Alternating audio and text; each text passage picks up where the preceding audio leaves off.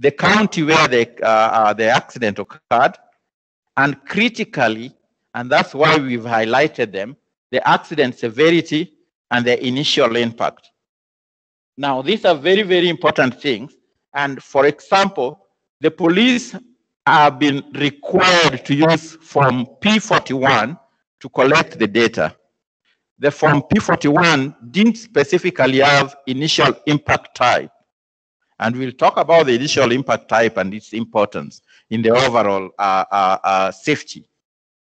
So through now the tablet, as part of the assignment, we were able to get the additional requirements that needed to be done. So one of them is just to ensure that we have that initial impact. Of course, when Form P41 was made designed in 1969, I think, we didn't have counties.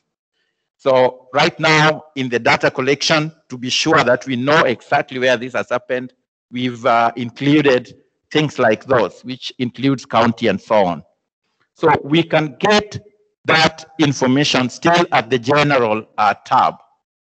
We can get information about the environment, like what was the weather conditions? What was the road, what was the things which could have impacted, for example, like illumination. We want to give a chance for the police to also state what they thought the cause of the accident was. And that is like police cause code. Police has about 99 cause codes that they give in. And we are going to train them also on those, as well as liaise with them in making sure that is the correct thing. But one other very important thing is the GPS location. So with the tablet, you can get the actual location of the accident. So if you go with it to the scene of the crash, you can actually, using the tablet, you will pick up the exact location.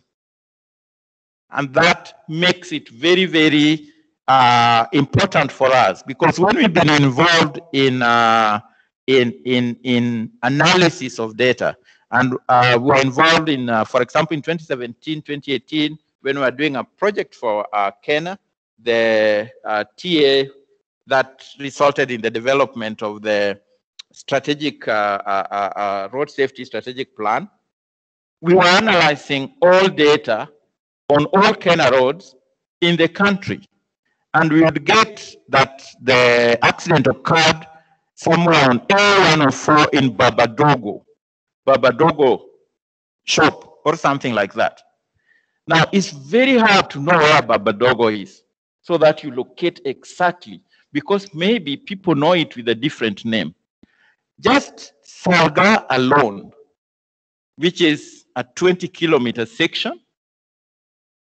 there are so many names that when you hear, and sometimes the police say, this accident occurred at Chepsoin. Now, where is Chepsoin? Or at Margaret Kenyatta. Now, you look and you can't locate exactly where this occurred. So when you, as KeNHA or the other road authorities, want to do any improvement on the road, it's very hard to say exactly where the crash occurred. But with the GPS now, we will be able, even if we didn't know the name, they call it Karumaindo or whatever it is, we will still be able to know that this is exactly where the crash occurred. So that is one very, very important aspect of this using of this tablet, and the fact that they have the GPS integrated with them. The other important thing that I wanted to talk about is this initial impact type that has been incorporated. It was not included in the original P41, but is related with what happened. What was, when that impact first occurred, what was happening? Because it's very critical to us and to emergency responders in knowing what happened, because they are then able to have a sense of the injuries which might have taken place. So when a collision occurs, the first thing which happens is that the vehicle has collided either with another vehicle or with maybe an object. The second thing is that now the people who are in the vehicle, they start knocking themselves on the vehicle. So they are inside. The vehicle crashed something outside, maybe another vehicle or an object. Then the people inside. And then after that, the organs which are inside you, inside the people, they are also moving because of the laws of physics. I don't know whether it was the third law or whichever. They are continuing the motion until there is an external force. So as the internal organs collide either with one another or with the cavities, then the injuries occur. So for example, in a head-on collision, vehicles have knocked one another. You might find that there is just a little scratch, or the windscreen has scratched somebody's face. So it's bleeding a little. You see just a little bleeding maybe on the face or on the hand. You look and say, oh no, the hand is not broken. But maybe inside, because the organs have also been moving and they have been stopped. Maybe the organs have been injured. Maybe there is internal bleeding which needs to be checked.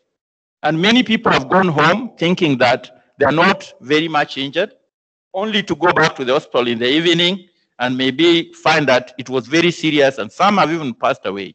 So knowing the initial impact is very, very critical and is very critical in helping predict what injuries there might be. And so in many places, when a crash occurs, depending on what the emergency respondents see, they can insist that you go to the hospital for checkup, even if you feel things are just okay. So this is very, very important for us, even when now we'll be doing analysis. And we are glad that henceforth we are going to capture this information.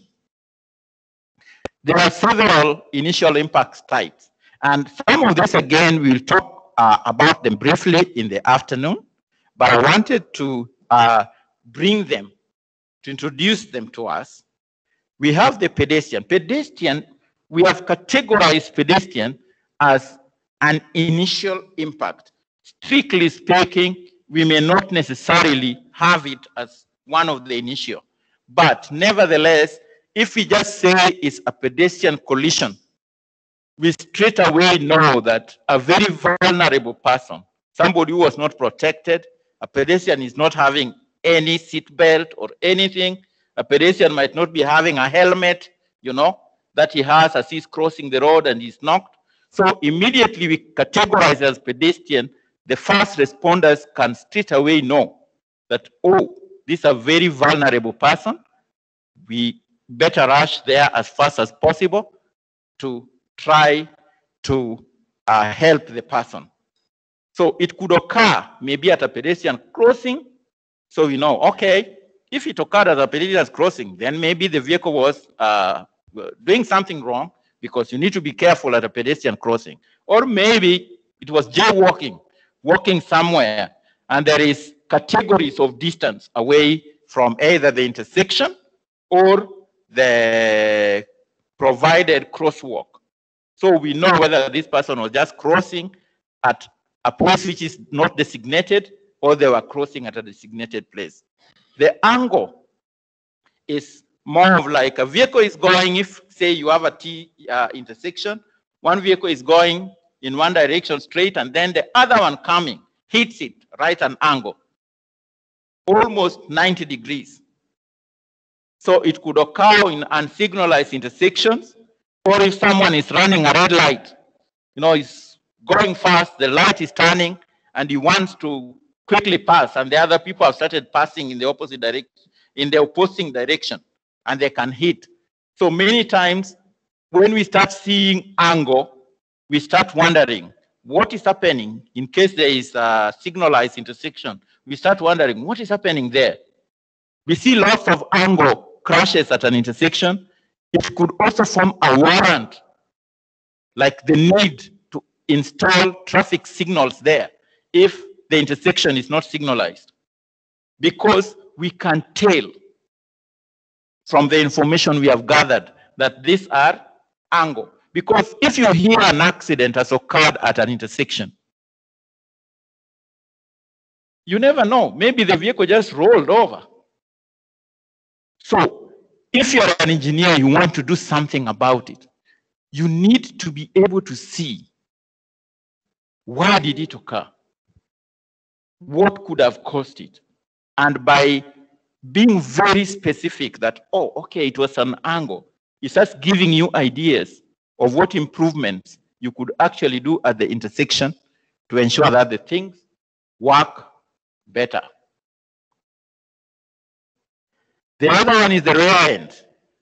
And this is a collision, of course, where a vehicle hits another one in front. Many times, maybe because there's a queue, a sudden queue, or maybe people are stopping suddenly in an emergency fashion. That has happened in an emergency fashion, and somebody comes, some people are able to brake, but somebody comes who can't brake and hits people from the back. And so when we start seeing that, like if you remember the collision diagram that we showed there, for example, for Salga, you see that there is rear end collisions. What could be happening? What could be causing it? Maybe some vehicles are forced to slow down so fast and people are not aware. It could even occur because of a speed hump.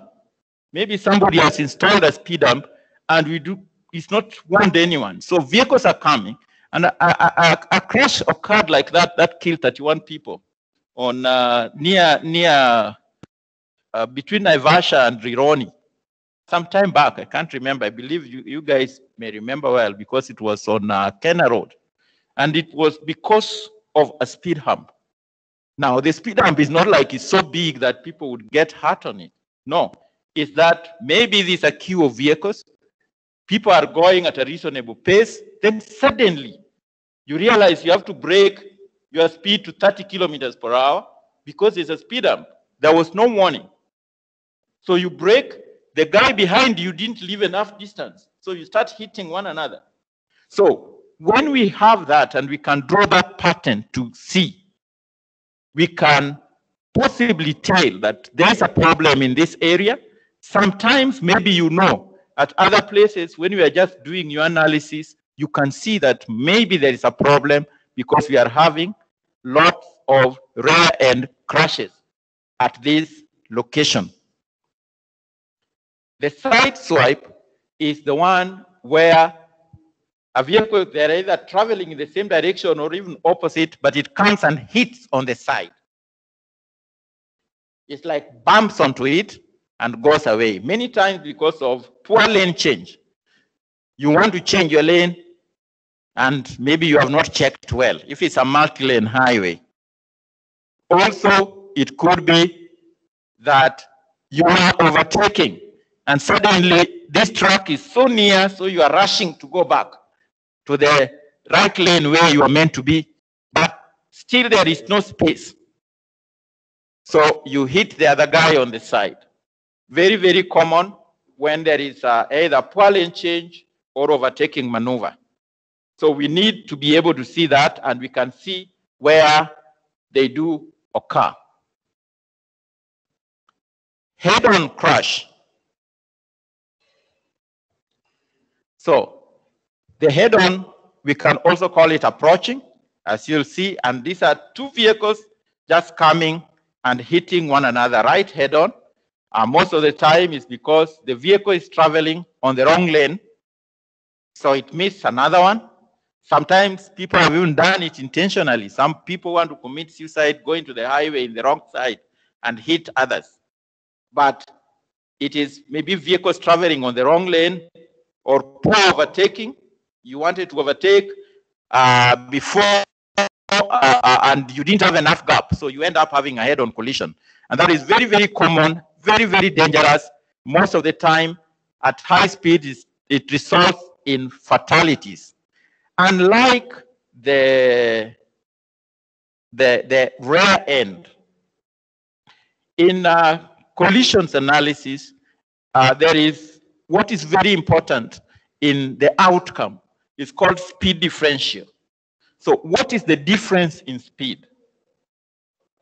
So if you are traveling at 60 kilometers per hour and you have a crash and your vehicle goes to 0, so there is a speed difference there of 60.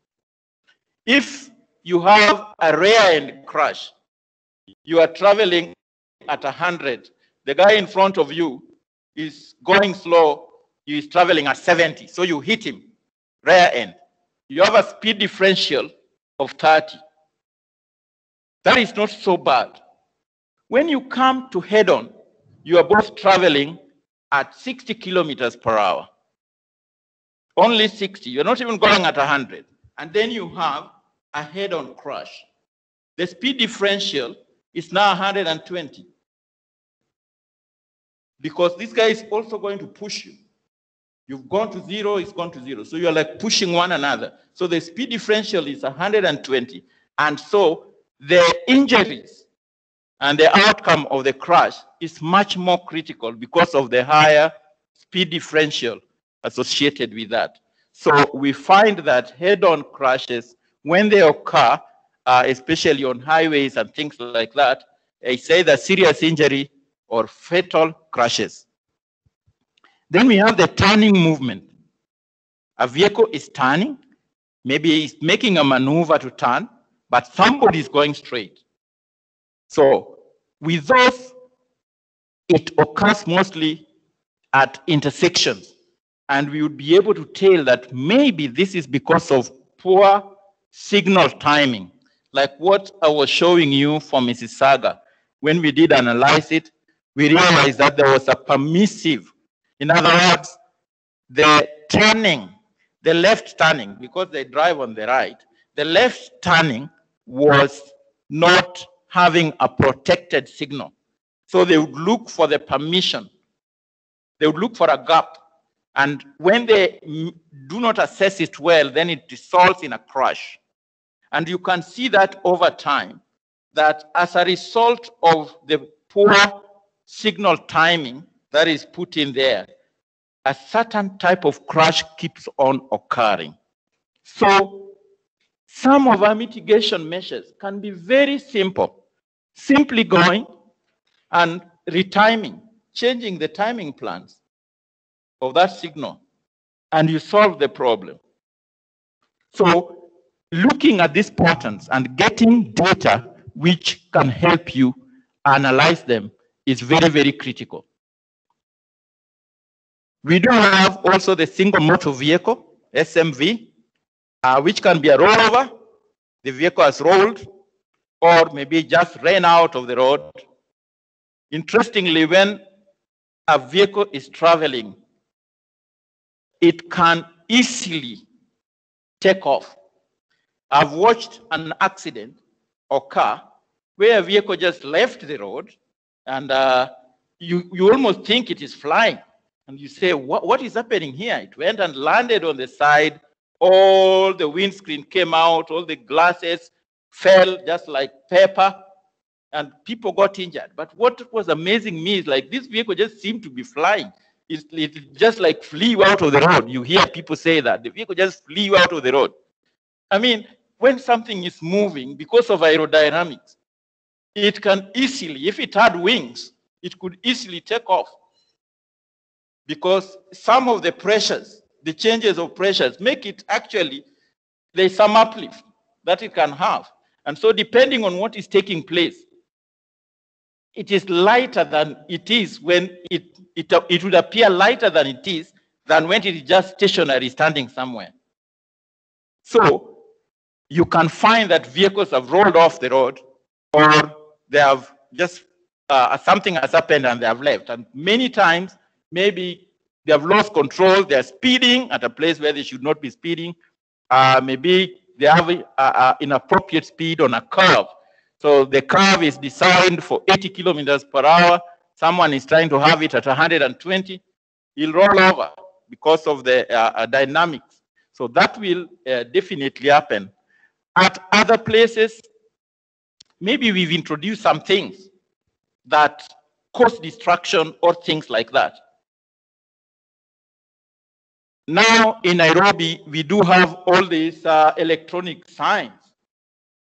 Very nice, they look pretty beautiful and so on, but they are not good for road safety because they are a distraction. When you are traveling at 100 kilometers per hour, you are doing 27 meters per second. So every second you are doing 27 meters. So a distraction of 2 seconds could get you 50 meters away. So if that LCD screen is showing something nice and you take a bit of your time to look at it on a curve, you could find that you've actually driven out of the road. It can appear very easily. So we would be able to know also what has happened. Why are these crashes occurring? In a road somewhere, again, in Canada, close to the big airport in Toronto, so many crashes were occurring. Rare end, because it was a highway, it's divided and so on. So a lot of rare crashes keep on occurring. And it was hard to tell what is causing people, what is making this road to be more dangerous than the other roadways within the Greater Toronto area. So a human factors expert was brought in just to be able to look, what is it? What is happening? Because an accident is not just because of that pothole alone. Yes, maybe the pothole has caused it, but sometimes it has many more causes. So a human factors expert will look at, okay, how are the ergonomics in a vehicle if you want to go into that? But more so, in such circumstances, they would just look at the surrounding. What is taking place in this area? How are the signs, you know? Then they realized this road was just next to the fence of the airport. So as these big planes come to land, somebody will just be admiring for a few minutes, a few seconds. Pam, is hit someone. Very, very small distraction that, oh, a plane is landing. Oh, which plane is that? Because it's very close. The runway is almost barely 100 meters on the other side of the fence. So I look at it and say, oh, he looked at the plane a few moments. In those few moments, driving at 100 kilometers per hour, 120 kilometers per hour on a highway, something happens. So distractions can easily occur. And even when we look at patterns of single motor vehicle, sometimes it could be attributed even to some of the distractions that we may have put beside the road. And so analysis of the initial impact is important to us in that respect. Fixed objects, you can also hit a fixed object. Maybe it's a parked vehicle or you have hit trees. You know, the way we are happy to do our landscaping and we put trees beside the road. In terms of road safety, it is not recommended, especially for it to be very close, because it's one of those objects you will hit and it will stop your vehicle there and then. So the speed differential at that crash will be pretty high. You've hit a fixed object. Maybe when it's just a road in an urban area, maybe people are parking badly. So you keep on finding these crashes. You've hit a stationary object. So we need to be able to see things like that. Or a lamp has occurred. A lamp has been hit. So we look at the position. If it's an urban area, we have to check, okay, is the curb proper? Because the curb is meant also to help people not hit things which are outside of the road. So things like that would be done to make sure that we are, the road is safe, the environment is safe, and crashes are not occurring because of that. The other ones that we can talk about is, of course, also hit and run. We have, maybe a pedestrian has been hit, or somebody hit another vehicle or a fixed object, and then he just runs away. He doesn't want to stop. Sometimes we don't have much information or to gather when such a crash occurs. So it's categorized, of course, as hit and run. And so we know that for that one, we might not have full information that we would have wanted. Then we can also categorize, even say a motorcycle has crashed with something else, with an animal, animal, somebody hitting an animal, and all those kind of things. We can also put them in our tablets as others. So these are the initial impact types. I've taken a bit of time on them because I needed to stress on them. They are very, very important and very critical for us in the analysis as engineers who want to improve the road system, who want to improve maybe accident-prone area, a black spot like Salga. We need to be able to know these impact types. Then we can develop suitable measures to be able to address them. So the accident severity field, which was also there, I think that one is very clear, fatal, if maybe at least one person is killed. It could be immediately or within 30 days.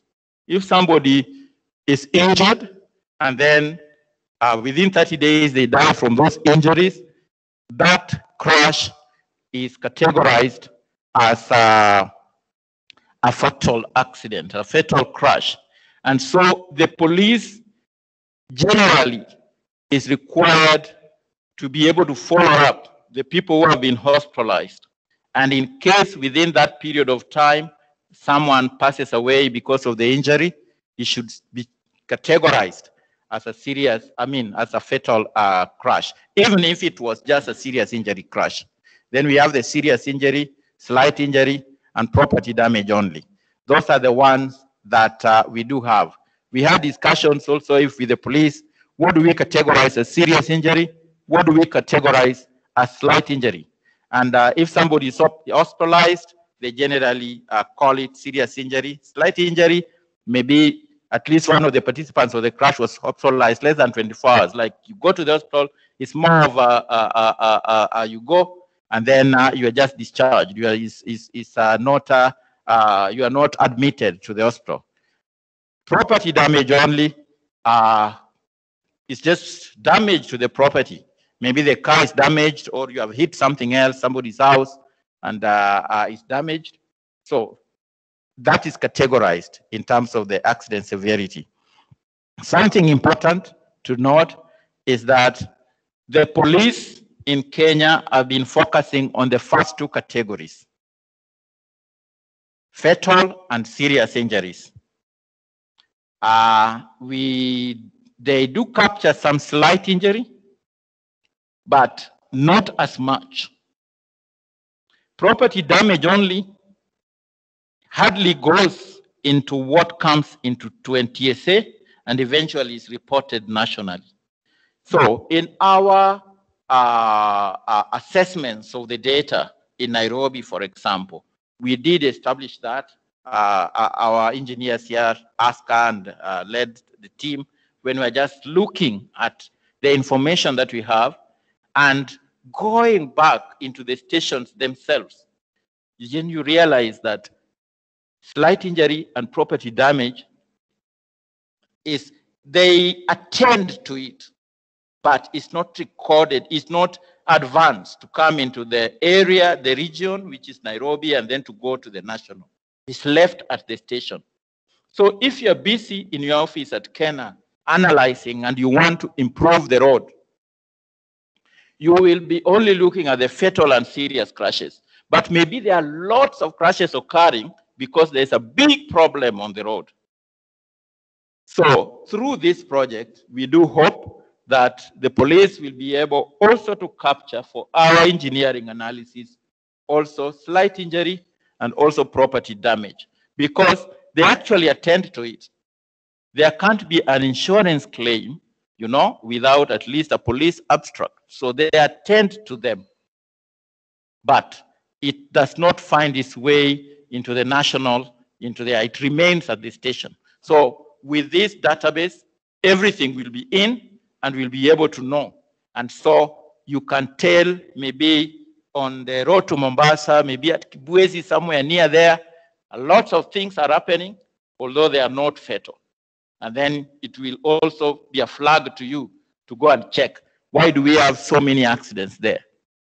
In the chart that I showed you that showed Salga as being the highest nationally then, it was based on fatal and serious injury. Maybe if we included these others, other black spots would show up that we currently do not know. Other problem areas would show up, which perhaps we could address very easily through engineering intervention. And it's also important that when the designs are still being done before they are constructed, that we also look and be able to say, this one, if you do, you're going to have an issue. You are likely to have this kind of crashes if you do this kind of a thing. So this is the categorization of the accident severity. We do have other tabs. I've taken quite a bit onto that one because it had the biggest and the most critical issues. But we have the other tabs in this tablet. The next one that we want to talk about is the road. I think the road is very, very straightforward. We are talking of the pavement type, the road name, the speed limit, critical road authority, because that is very, very important. I mean, our road network can be, we can have a jurisdiction like 5 different authorities. You can have KeNHA, KURA, KERA, we can have KWS and the county. So we need to know also who is responsible for that particular road. So all that information is gathered. Pavement type, maybe something has happened on the road. The road surface conditions, maybe those are some of the things which might be causing a crash. And we've seen that one time when we went with the police into Mboje, near Mombasa, and they were saying, come look. Do you see that depression there? This is what is causing problem. Just wait. See when a vehicle passes over it. A small thing, a small depression. And you see when a vehicle passed that depression, it was then going into a curve. And most of the time, you'd see like they struggle a little bit. Once they hit just a small depression on the pavement. The police were there every now and again, they noticed it, you know. But someone may not necessarily know. So when this data is caught and maybe you read through and you see, oh, there's some issue with the pavement and it keeps on occurring, maybe just even a depression, it might help you to be able to say, maybe it's the pavement condition that is causing the problem that we are having. In terms of the third category, the third tab is vehicles, and then we want to know the type of vehicle. Whether the vehicle, what is the category, and we're gonna show in the next slide, I mean, just the normal MTO classification. Was it a government vehicle? The make, the registration, then we get the owner, the address. Some of these may not necessarily be shown in the database, but they're there with the police. And the database has been designed so that some things which the police consider confidential, which should not just be there on the public, it will not be seen, but it is there actually in the database. It's been entered there, but you may not necessarily see them. So we do have the vehicle type, vehicle ownership, something which is very important to NTSA, you know, the matatus, we have the PSV circle. So we are also capturing that so that they know if a crash occurs, they know that, oh, it is this particular PSV vehicle. And in terms of our vehicle types, we have categorized them very, very similarly to the MTO. We are just using the ministry, the categorization which is there. That is also used in terms of data collection when you are doing the traffic data collection. So it is very similar to that. But then we bring in also the usage, because it's very important to know whether vehicle is also a government vehicle. It could be a minibus, but it is a school minibus, not a matatu, but they're exactly the same size. So it's good to be able to know that, because some of that is also related to driving behavior. And this is just the same category. I mean, the same, it relates with the same classification which I showed there for the MTO. But we do have things now like tuk-tuk and so on, which may not have been there in the original ones. But we do have and try to capture all that and then relate it also with the usage. Going faster because we are heading, we're just having maybe, our time is, we are remaining with a little time before lunch. Then we have the people tab. And in the people tab, this is where we want to catch the classes of the people, whether it's a driver, whether it was a passenger, whether it was somebody who was just a passenger in the vehicle or a motorcyclist. And then we want to capture also what happened to them. Maybe they're the ones who got injured. So then we can capture, oh, it was a passenger, they got injured. So we want to associate the injuries, of course, with the person class, that, oh, it's the passengers, they got injured. But then we get also detailed information on their age, gender, contact details, and so on. And again, some of these, as I've mentioned, they are taken, but they are hidden from the general public. So we will just get the information as person 1, person 2, but we may not have their details because of confidentiality reasons. Important to us is also to know the condition, whether they were driving under the influence of alcohol or drugs or things like that. A critical thing which is important as well is the position in the vehicle. You could also have somebody seated behind. We want to know, if it's possible. Sometimes you may not know. The police may not judge where the person was sitting. But if it's somebody who's injured, you can always interview them. The police can interview them and say, oh, I was sitting at the back and they got injured. So that becomes critical and information that we are able to get. Again, we connect it back with the injury type. So the people, then we have to connect it with the injury type, whether it was fatal. And this is exactly the same as what we had before. But now we are relating it, not categorizing the accident, but we are categorizing the injury that has been sustained.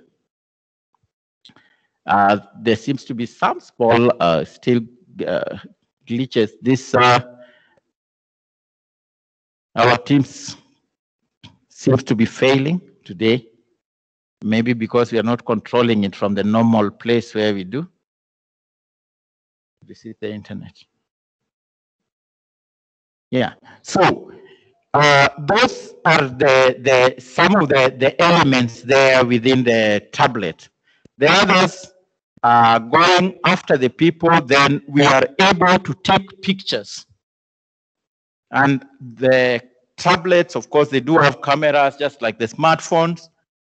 We can take pictures and save them, upload them as well to give a better view. One of the things of the vehicles there was like damage, a brief description of the damage of the vehicle. That can be confirmed through the pictures. Maybe when you're doing your critical analysis, you can look at the pictures and see whether there were maybe skid marks where the vehicles are landed at the end of the day. Those may help you as you do your analysis. So the pictures are very, very important for crashes that occur during the day where there is enough lighting and you are able to get good, clear pictures. They're very, very critical. And we are happy that through this system, now we will be able to actually take pictures and save them together with the accident records. The police actually do take pictures every now and again. There are some critical crashes where if you go to the detailed file, because the police have several files for a crash, it depends whether they want to take somebody to court, so they have to build enough information to convict someone. So you can find lots of additional information if you have to investigate a particular crash so much. But that information is not in the general information that we get from the NTSA. But with this database now, at least things to do with pictures, they should be uploaded together. When the police presses the button and the information is sent, even the pictures will also be sent, and we have a complete record. Then you can also have the remarks. So in the remarks, the police can state, for example, who he thought was primarily responsible for the accident. You can put a précis or a summary.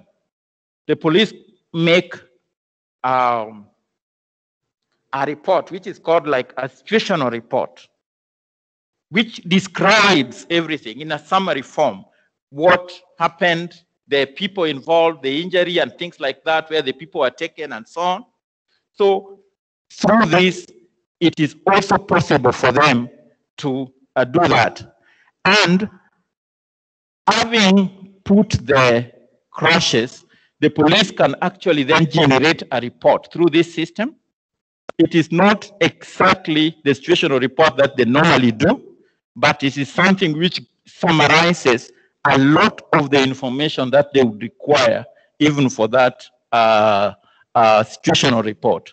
So the system, the way that has been designed, we are hoping that is going to be, when the police start using it free, they're going to find it very easy and very useful, and it will help in taking the data accurately and providing sufficient information that is required by all stakeholders. So I had this just to give you, I alluded to this, the information that we are having, and I alluded to this, that actually there are so much additional records which the police now you may not get on slight injury and property damage. And so we hope that we are going to catch that. This is what I was talking about earlier in the previous slide. And when we did, Asker and the team did this, we estimated that there are 2,000 crashes, maybe up to 2,000 crashes in Nairobi per month. So when we roll this out, we want to see, what are we getting? Are we getting anything close to these numbers? Are we getting maybe up to 70 crashes per day in Nairobi? Those are our estimates based on assessment of information. We've not been able to assess 100% of the historical information.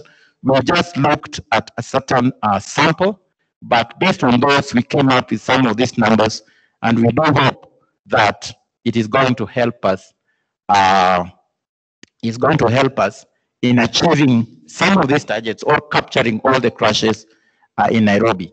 It's also going to help us to know whether maybe the police are finding difficulty in using these tablets, therefore they're not able to capture as many crashes as we think are occurring in the city. So we'll gather that and be able to know that.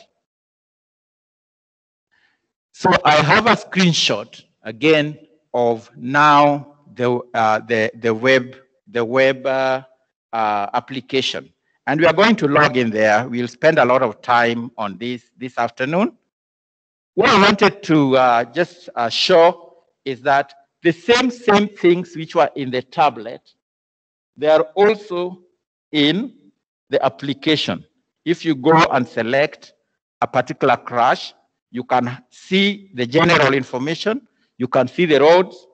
So information can actually be modified here by the police to correct things. once it has already been uploaded from the tablet.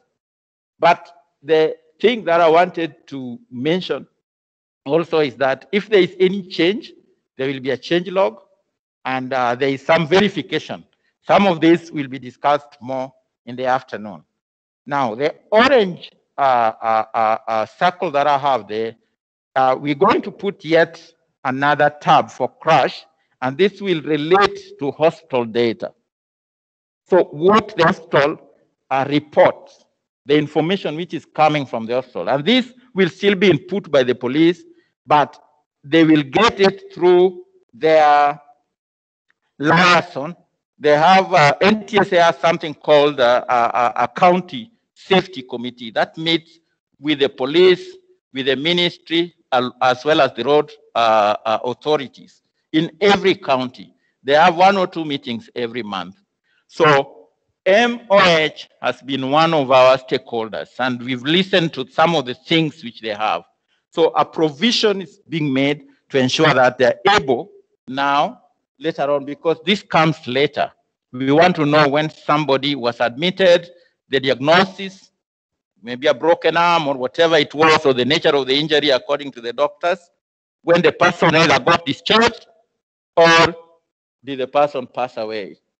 So we are going to have that information and relate it to the particular crash. And that information will be coming later. That is why we've just shown it there as, but I wanted to point it out that it is there. You know that it's information that it will eventually going to be put so that we'll eventually capture hospital information the way it is. It's not going to be captured at the site, of course, but it's something which will be put later. As you know, as we have mentioned, the police can modify maybe a crash detail up to 30 days, because if somebody passes away, they are still able to come and change that detail. So we do hope that within that time frame, we would have had also some feedback from the hospital if the crash had involved taking people to the hospital. So we're soon going to have an opportunity to look at the tablet, explore it, and see the things. But before that, I wanted us just to have some review of the things so that we have some small feedback. Few questions. According to the TeamCon team, you have to get at least one answer correct for you to have lunch today. If you are silent, then we are going to leave you studying as we go for lunch. But these are really very, very straightforward things. Name main groups of crash data. The main groups of the crash data. You remember the groupings that maybe we talked about? Who would want to?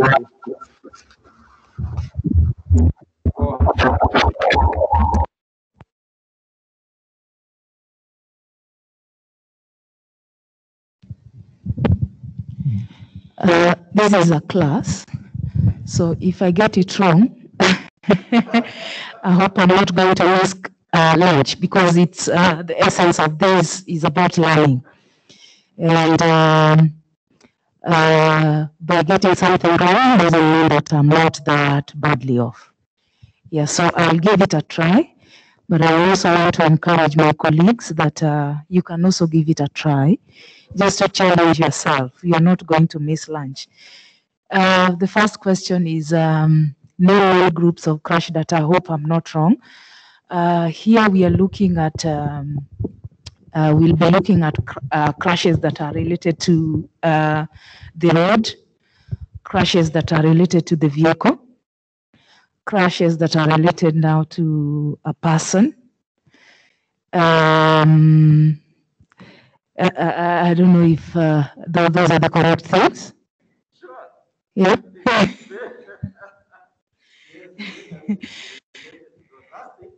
Yes, data related to the road, to a person, to a vehicle, yeah, to all those. I don't know if I'm right.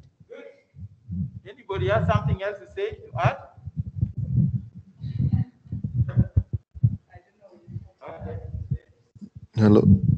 Let me secure my lunch. So just to add to what Engineer Monica said, there was the first tab, I think, said general.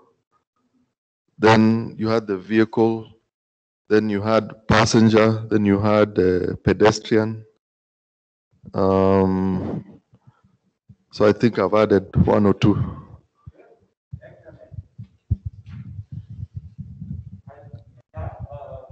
I could go. Oh, I could go into what is in like the general category, like the county, the accident location, the date and time, the severity, initial impact type, a number of participants and victims, the environment. Yeah, that goes into the general data.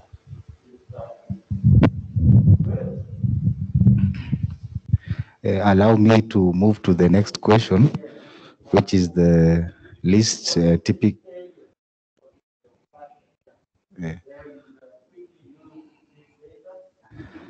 Crash data will be used mainly by road safety stakeholders to carry out collision analysis in an attempt to establish countermeasures or treatment measures to address those hazardous locations.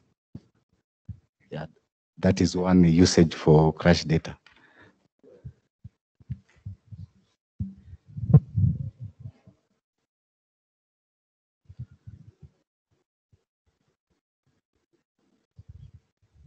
All right. Yes. I wanted to add to it, or maybe to enhance it also. Other usage is to make data informed decisions with regard to interventions, drawing from what we started with on our strategic plan. As we think of interventions to do on our roads and such, we make data informed decisions.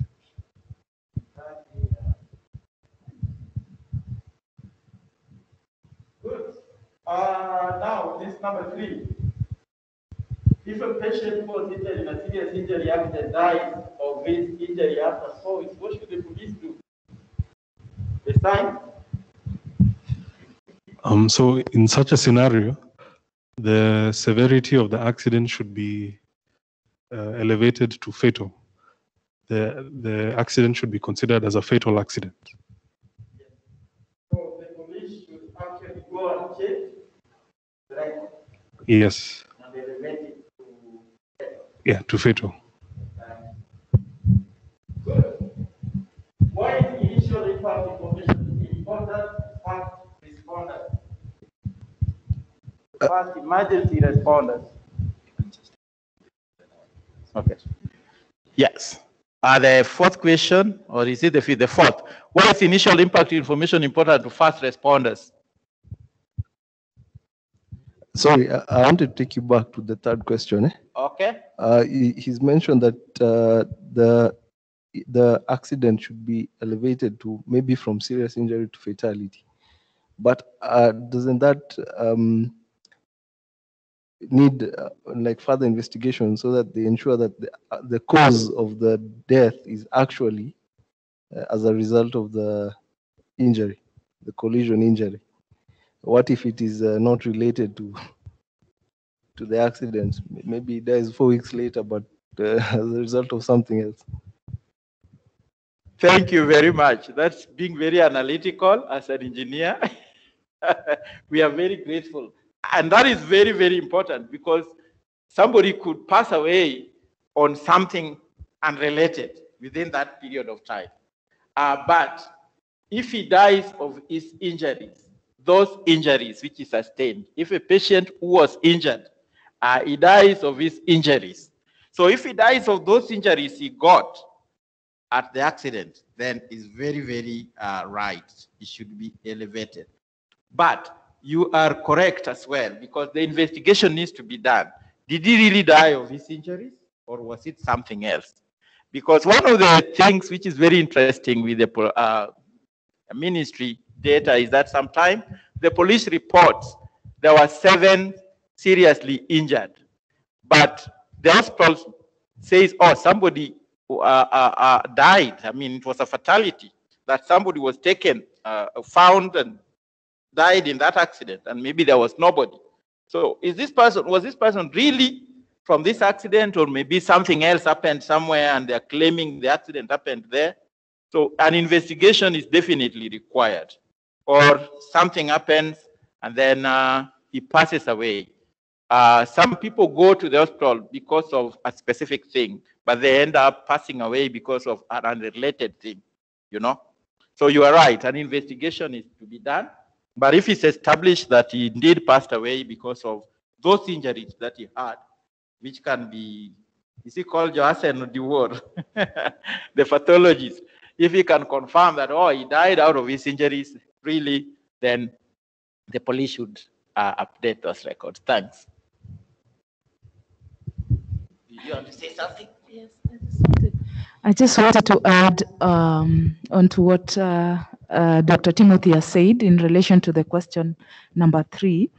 There's WHO guideline, I think, that says if a patient dies out of the injury sustained in an accident 30 days after the accident has happened, then it will be categorized as fatal.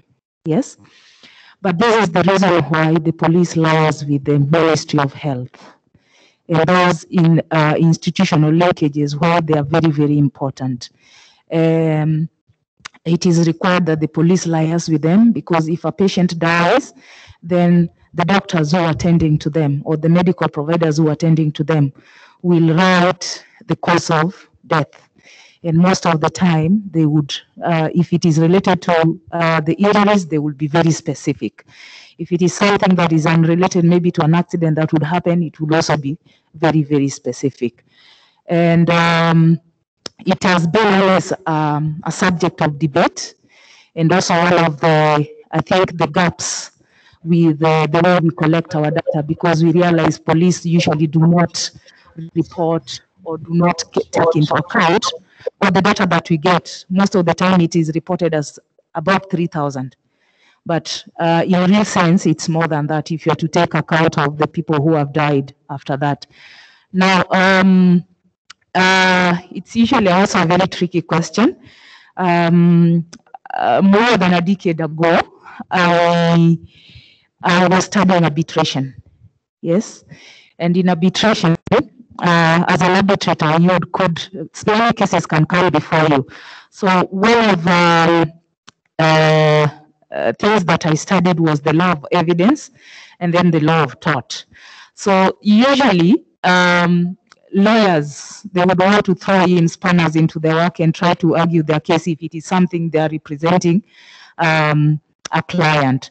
And what I learned in that course that I was doing is that if there is a justification that probably maybe somebody got an accident and maybe has been cured, but maybe the cause of death has been aggravated by this accident that he got, maybe later on, then it becomes a very big subject of debate, but all depends on how well you can prove that it's related to the accident. Yeah, so that's what all this is about, and that is why it is also very important that the police and even any other stakeholder in the road safety usually have that interlinkages with the Ministry of Health to establish exactly what the cause of death is.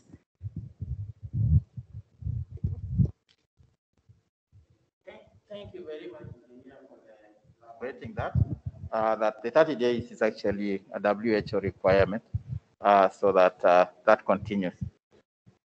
Good. Let's finish the last two. Why is initial impact information important to fast responders?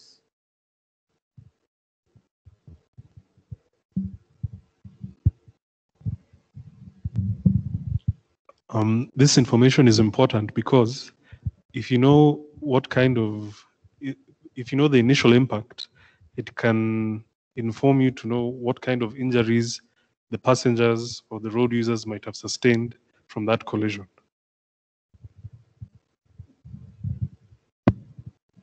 Good. Any other comment? You can tie it with the last one as well. You can combine any of them. Feel free. These three impacts that occur when a crash occurs.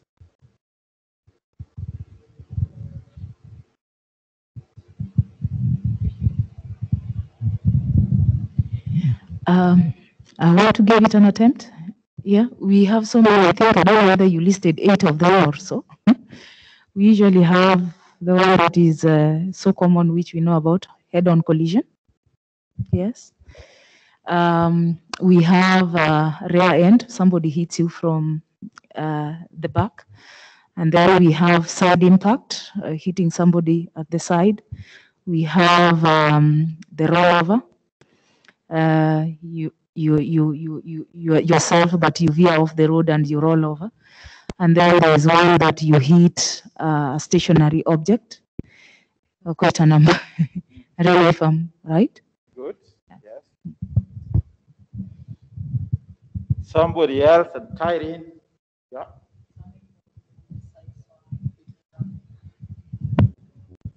Others are like turning movement. There's a side swap. There's hit and run. There's fixed object. You know, all that. Good.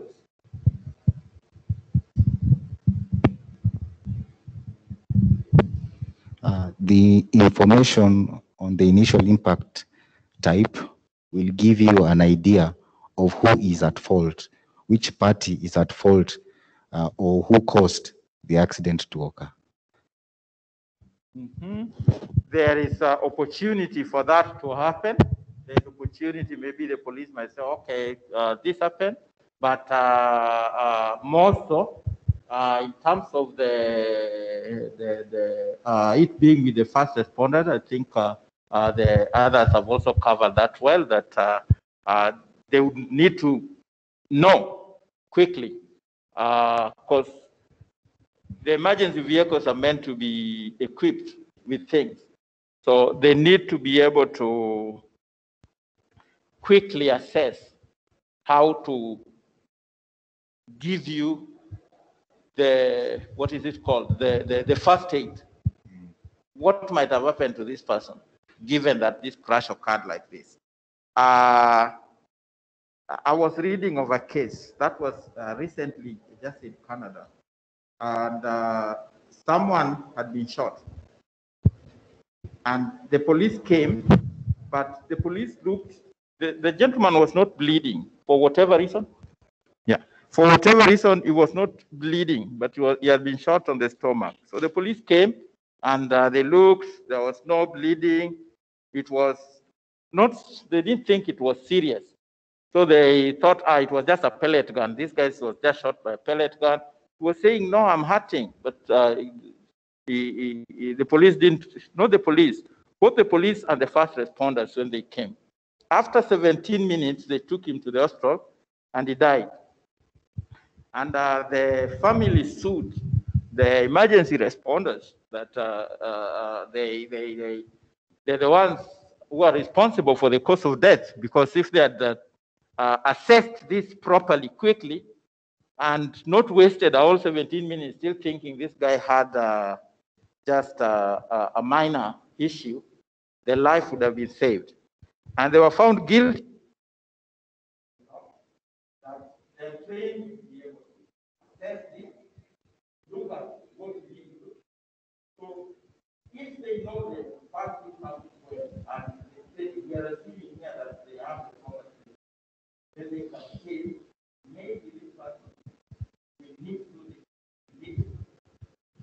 And so, if as they take the gospel, they are going to give it some first aid, which is commensurate with what they assess might be a problem, also knowing the type of impact.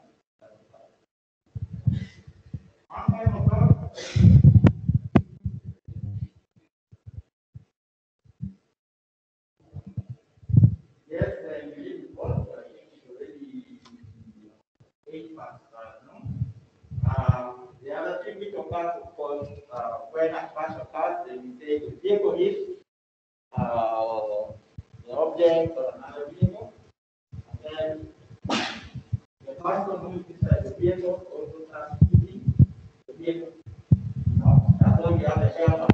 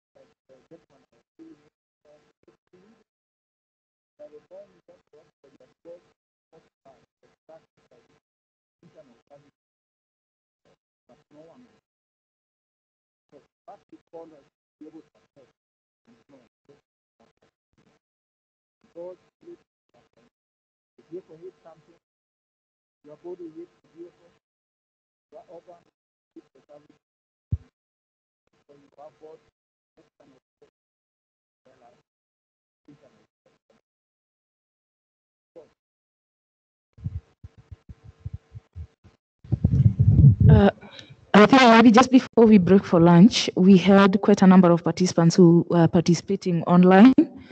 I don't know if maybe we could give them a chance if anybody has a question or a comment that would want to put in. But just before that happens, I just wish to inform the participants that whatever we have gone through today is more or less what concerns the police, because how this system works is the police are the primary crash data collectors. So they collect this data using the gadgets, and those are the categories. If you look at the general, the infrastructure and all those, they will be filling in that information. And since this is uploaded in a server, then the information will be available to other stakeholders like KeNHA and TES.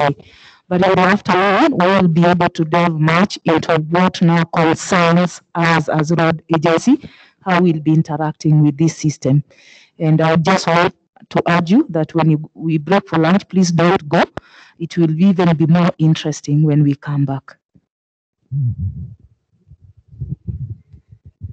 Thank you very much, Engineer, for pointing that out. And also our online participants. Any questions? Any comments? Sorry, we didn't ask you to answer any of our review questions, but any comments from online attendees?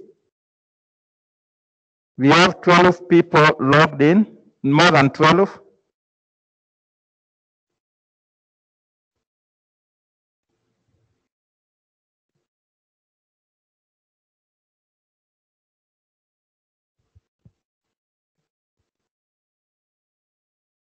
Okay, we don't seem to have any comments from our online users. Then let me reiterate again, emphasize on what Monica has clarified, is indeed our initial, the first interaction that we have had is just to be able to let you know what data is coming into the system. And then now we are going to delve into that system in the afternoon. Yes. Just a quick question, a 1-minute question.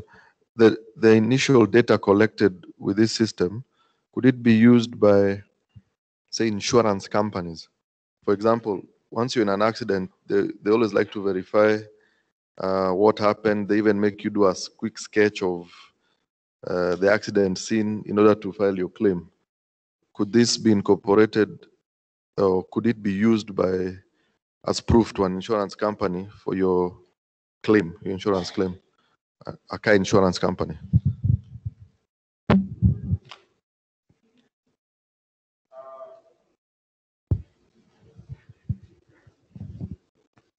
Okay, at the moment right now we are launching out, but when this information becomes available, I mean, when we deploy the system fully and it starts working, this information is going to become available to the public, because what will matter is the permissions that each group, each stakeholder has.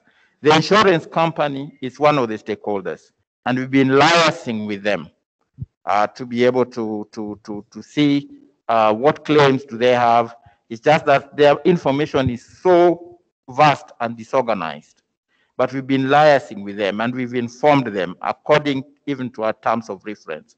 So the information that will be there will be available to them. But it doesn't mean that they will access everything.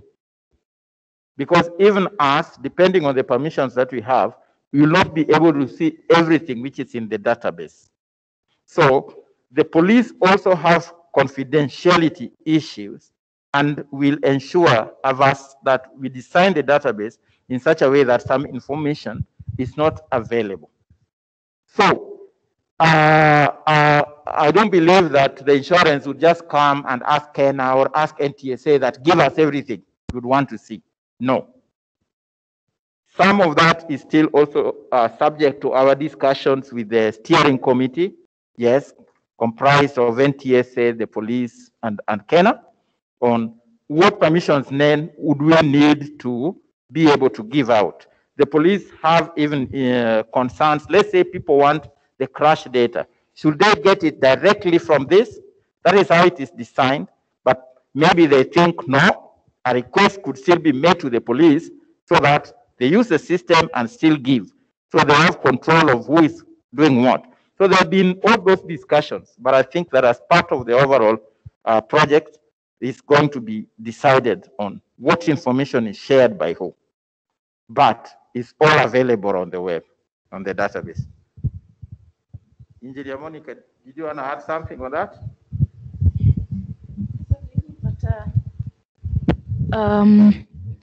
I think our next session is beginning exactly at 1. Yes, we still have lunch to go, but I think you've answered it very well. Issues that are related to insurance, I think the policy and even the legal framework in Kenya is very clear. It has to go through the police. Us as a road agency, I don't think that is within our mandate. So they will still follow the processes that are there, that are prescribed in the law. But I just seen one of our online participants had raised a hand. That is Kennedy. Kennedy, I'll give you 2 minutes so that we respond. You raise your question and then we respond to it before we can break for lunch. Kennedy, if you are online. Yeah, thank you very much, Engineer. I'm very grateful for this section, and also thank you, Engineer Okech. You've always had very valuable insight on road safety. Perhaps on the TES system, could we explore having also KeNHA being part of the data collection? Because we always have our PBC contractors on ground at the inspection units or teams, and once even notify police of the accidents and the various inspections. Because I don't know how much the police have integrated the new data collection system. Is it going to be part of their evidence collection, and meaning that they're going to use their system, the way they log accidents? Because if that is not the case, then they might not give the agency and the need required in populating this data for us if it is not going ahead in their system. Thank you. Just allow me to respond very, very quickly. I think in Kenya, the law is very clear. When an accident has happened, the only body of the government that is mandated to collect crash data is the police. As a government agency, in as much as we are responsible for management of our network, the data that we collect, if we do not liaise with the police for them to pick what we have, then they don't fall as part of national records. We can use them internally, but they cannot be regarded as national records. That is what is prescribed in the law. And this system, as it is developed, I think that is what it will follow. but we can still be in discussion with the police, even as we manage our networks. Should there be any data that we feel the police should have or be able to attend to, then we can liaise with them. Yeah, but now, even as we have our PBC contractors, if there's an accident on the road, they always liaise with the police to come and collect and record that data. If they do not, then anything that you get, if you can liaise with them, there are places where accidents have happened and people go and report to the police. The police can still be able to record that data. Yeah, but it is only what the police have sanctioned and have regarded as authentic and put on their record is what regarded as national records. Anything outside of that, I think it is against the law. Thank you. I don't think I have anything to add on that, but at least I try to keep up and move for lunch so that we come back to this time and we have our colleagues from Canada join us for the next session where we are going to go deeper into the red system. And I trust that we had a chance to see when look at the apps on the tablet. Right. All right. Thank you very much. Let's go for lunch.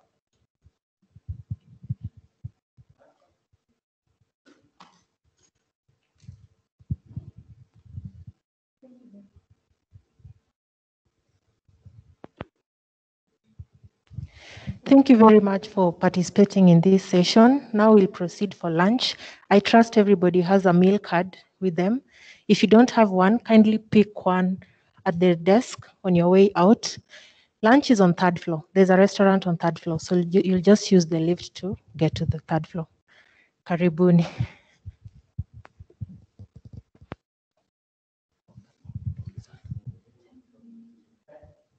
So we need to let target be back here about 10 minutes to latest 5 minutes.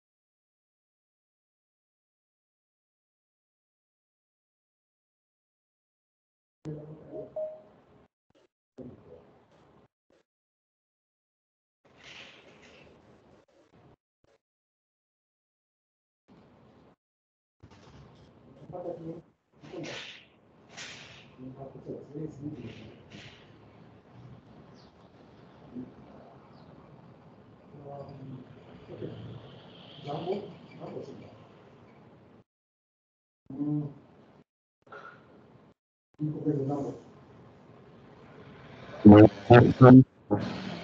Not sure. Until my testing.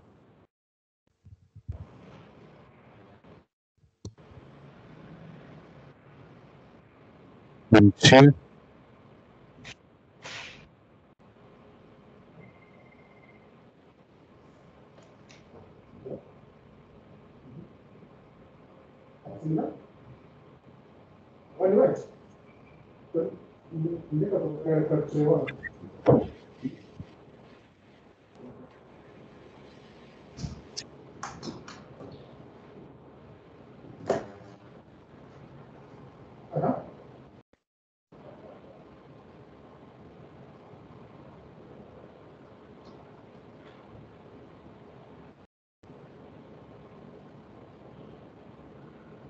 Si tunatoka on 26. Sio. Tuendelee. Labda tu anza. Flight, ya kwanza ni Tanzania.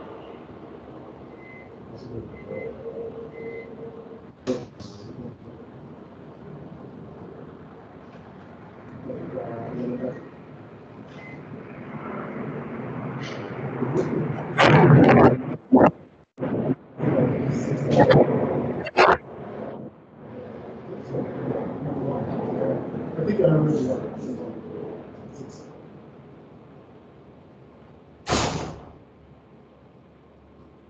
So near to 4.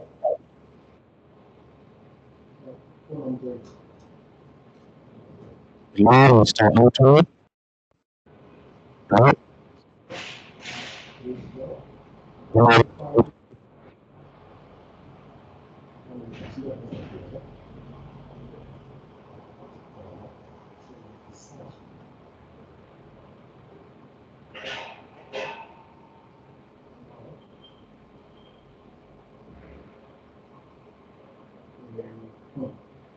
Kurudi tunarudi na 28.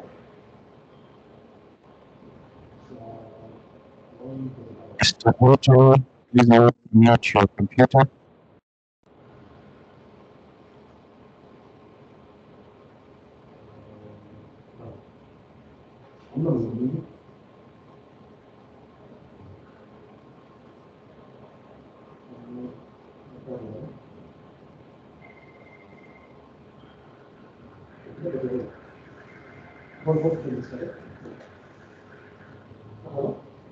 Baada ya kawai. Kutoka kawai. Ama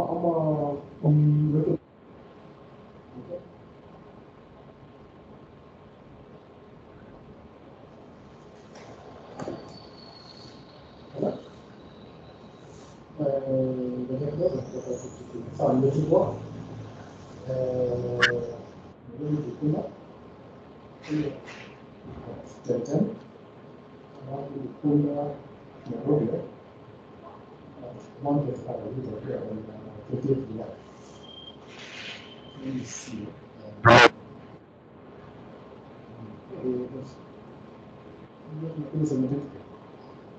Increase 17,000.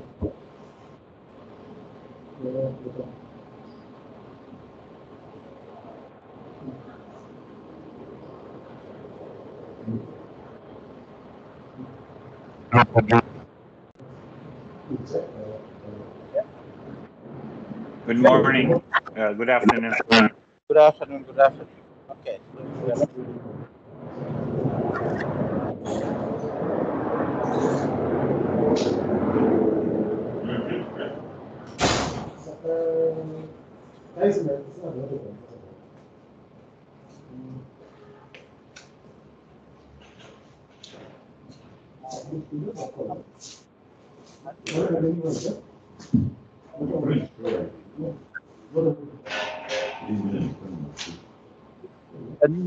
Everybody except the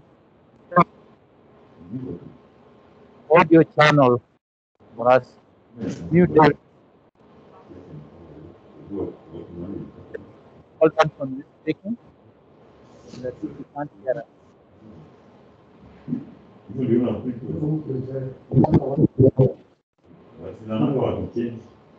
Somewhere again.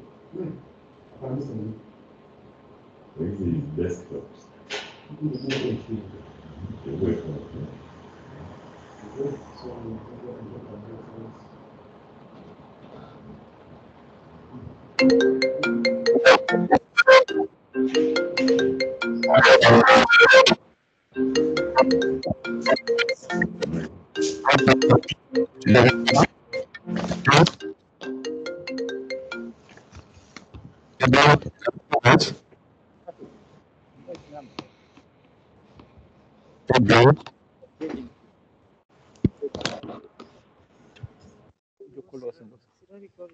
Yeah, we can hear you.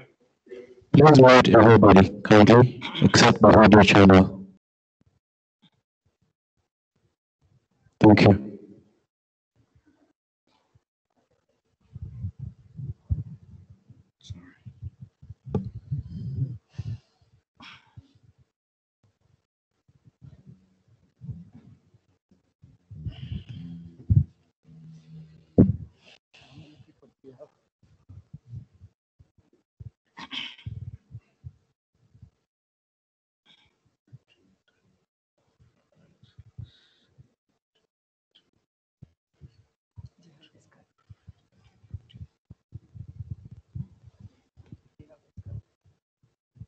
Thank you. I can't share. You do, but it doesn't go for this one. Oh, it doesn't. It doesn't go for the meeting. Oh, the bride. No, we have been here since last week. Hmm. I said, oh, the God. Yes. Yeah. They say, oh,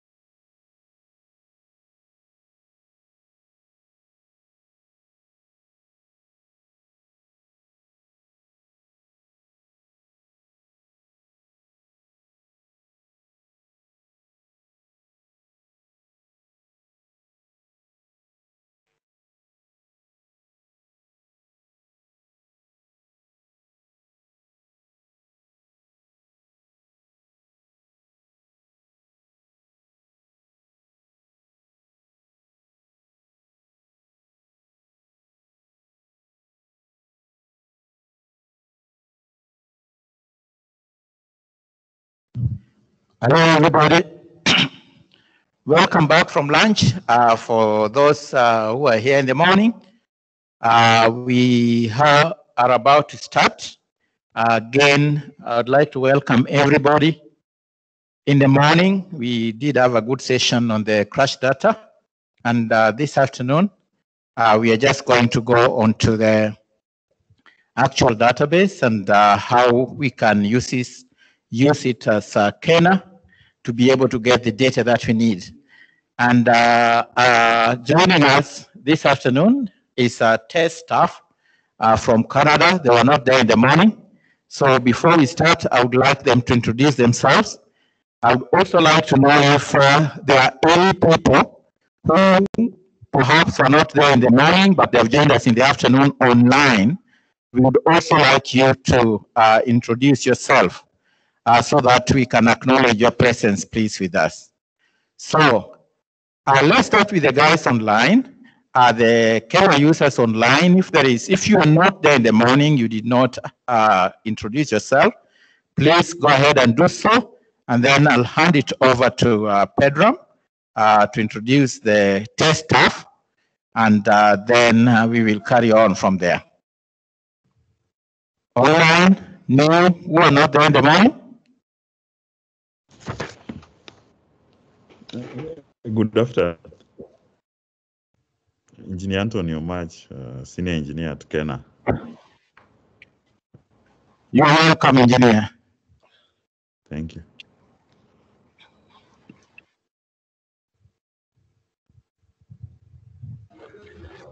Muriuki Benevolence, Engineer, Kenya National Youth Authority. I was there in the morning, but we did not introduce ourselves. Oh, okay. You're welcome, Engineer Benevolence.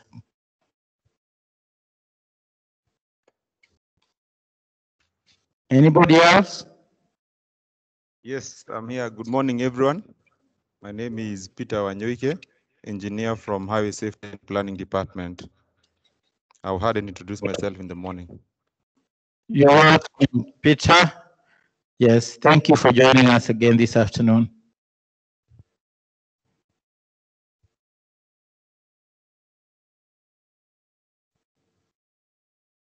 All right, then I'll hand it over to Pedram and group to introduce themselves and then to take us in the agenda for this afternoon. As you can see, the agenda in this afternoon, Pedram will talk about it, but he'll also introduce the test staff joining us from Canada. Thanks, Pedram. Take over. Thank you very much, Dr. Okech. I'm very happy to be here to talk about road safety in general. That's the session that you had in the morning, and then this in the afternoon we're talking about the TES application, TES cloud system, and how you can use it in your day-to-day activities in order to make improvements in road safety in your jurisdiction. And my name is Pedram Izarpana. I'm a vice president and a road safety engineer with TES Transportation, TES Information Technology. And with that, I will pass it over to my colleague, Amir Zarimberg. Are you on, Amir? Yes, Pedram, I'm on. Hello, everyone. My name is Dr. Amir Zarimbal, and I'm here today with you to present you the collision module of TES, and I will talk to you later in this meeting. Wonderful. Thank you, Amir. And Greg Schreiber, the president, will join us. The president of TES will join us as well, probably in 15 minutes. He was traveling last night, so he's getting ready to join us. In the afternoon, first, we're going to talk about some of the fundamental concept in TES, what is TES Cloud, and how the data is stored.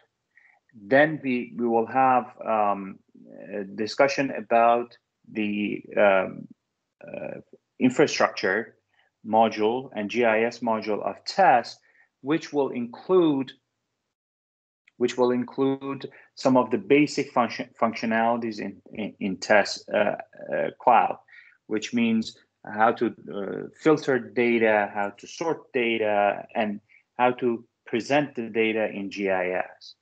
So once we cover that, we're going to have a break. I lost the presentation, but that had the agenda on it. So I believe there was a tea break in there somewhere, and we're going to talk about collisions and collision module and how you can use the collision data to run different types of analytics, which Amir will talk about those. Okay, so and then we will close with the commentary from and remarks from Dr. Okic. So with that, I'd like to share my screen and talk about some of the fundamentals of the TES application.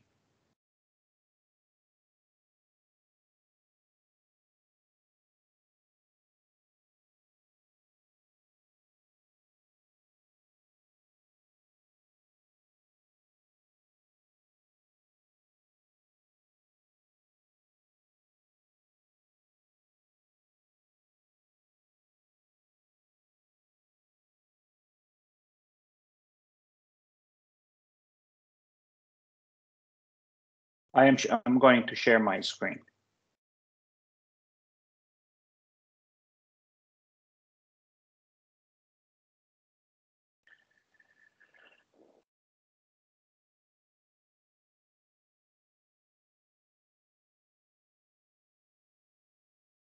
All right.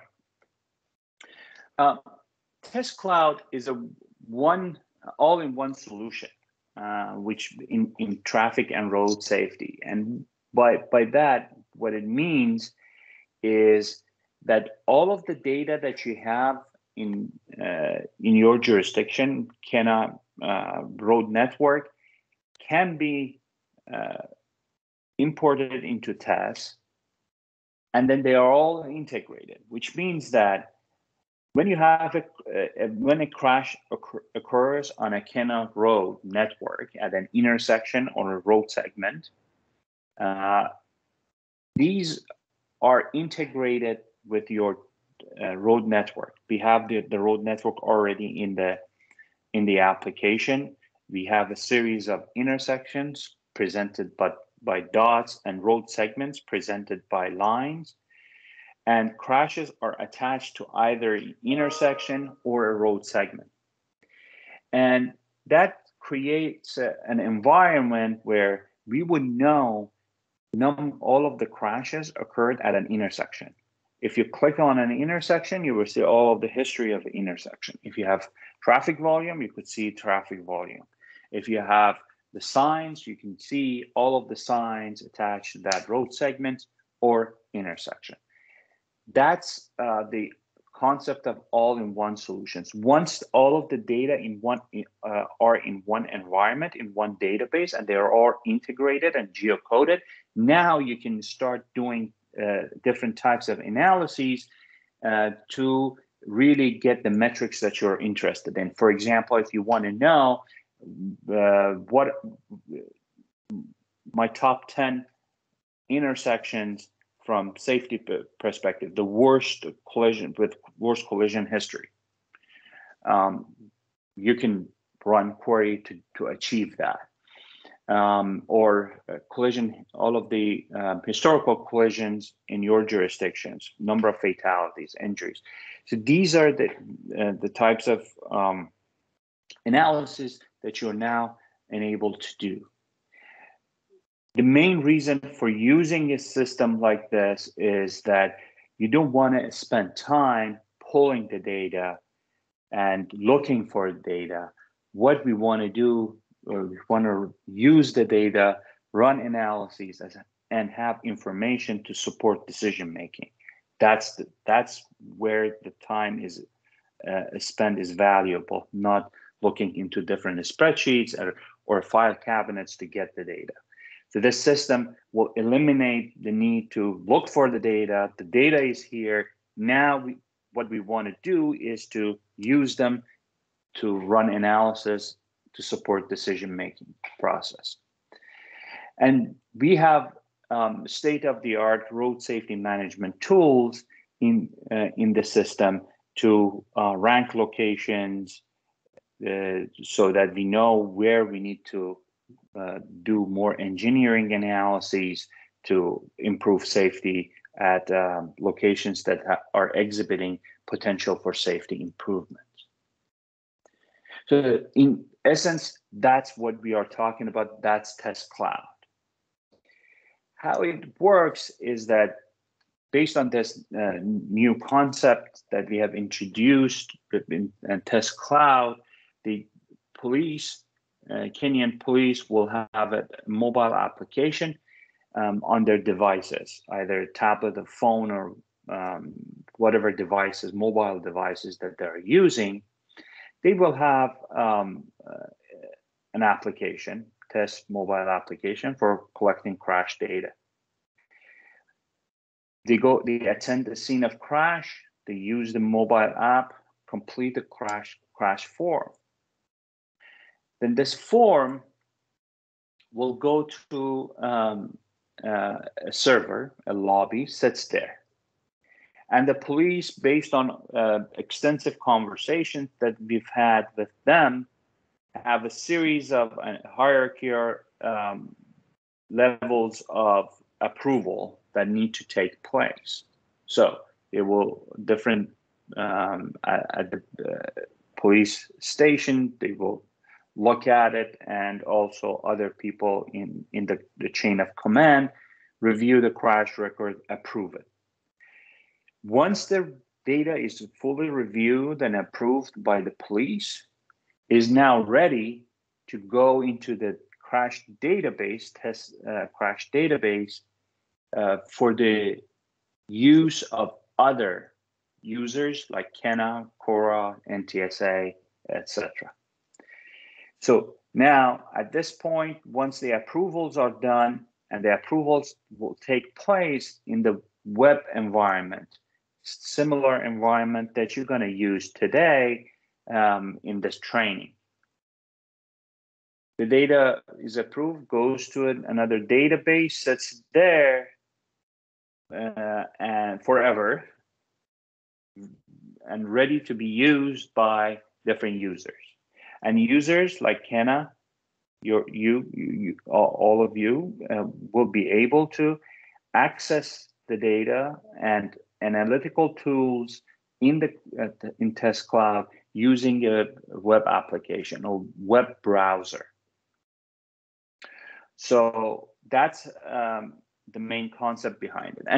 And you might ask me, okay, at this point, the police is not equipped to utilize the mobile app across the country. What's happening until all of the police officers will have a mobile device with the mobile application installed on it? The answer is that those who do not have access to this mobile application will continue to collect the data associated with any crash, but it will take place manually. They go to their office, use a computer, and there is an environment that they can type in the data that they collected. The same thing, and that's the manual data entry. The manual data entry will take place. The data will sit in the lobby again, will be quality controlled by more senior officers, goes through the approval process, and then will be ready for use by a whole host of users, including KeNHA, NTSA, the police, KORA, and others.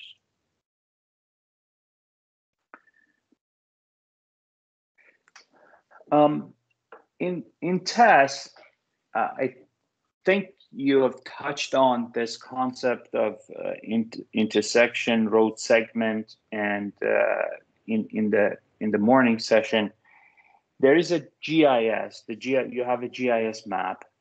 As I said, all of the intersections are presented by a dot, and then road segments, or we call mid blocks, by a line. And a road segment is basically it's a stretch of road between two intersections. So they are in your GIS, and then we, folks, can you please mute yourself unless you have a question? Thank you very much.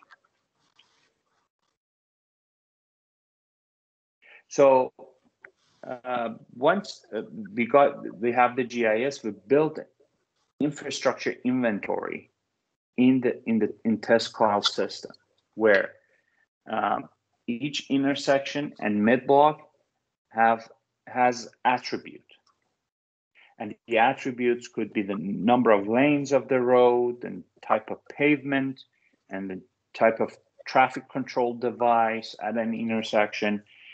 And there is a one-to-one correspondence between all of whatever you see in the GIS and whatever you will see in the infrastructure module. I apologize.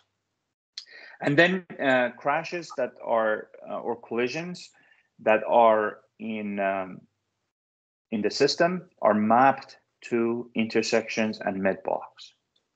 Now that they are mapped, so we know all of the crashes at each intersection, each mid block, we can run analytics, run reports, and visualize the data on the map component of TES Cloud. So the key here is that we have a GIS component for visualization. We have infrastructure module, infrastructure inventory, that has all of the attributes of intersections and road segments. And we have a collision module that includes all of the collisions. All of them together will allow us to do analysis and run reports and do visualization. Okay. So with that, I want to ask everybody to use the computer in front of you and try to log in to the TES application.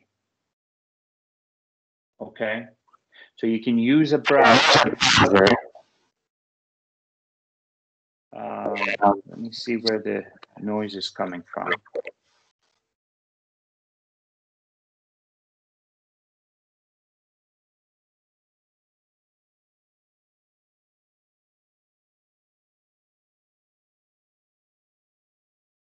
Okay.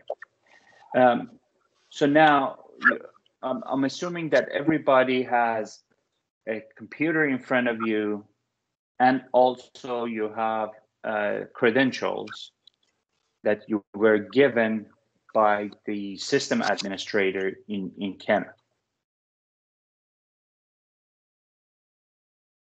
Is that a fair assumption? Is there anybody who doesn't have a username and password for the TES application?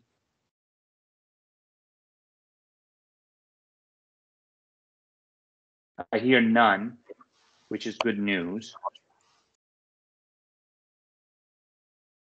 So if you open your browser, it could be Google Chrome or Firefox or other browsers, and you can go to TES Cloud. You can go to cloud.tes.ca.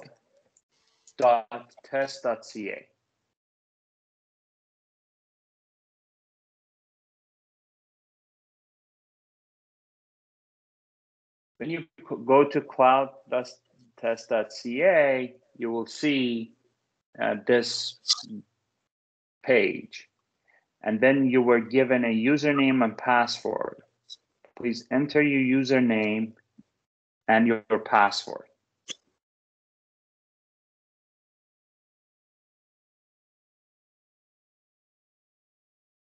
So cloud.test.ca, and then enter your username and password that you were given for test.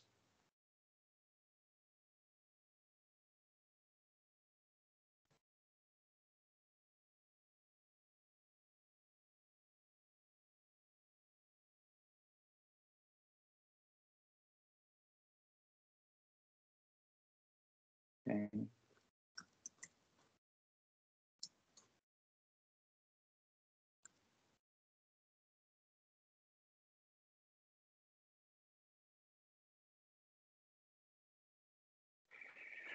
So when you log in, you will see a beautiful picture of Nairobi. And I will give you a couple of more minutes to make sure that everybody is logged in.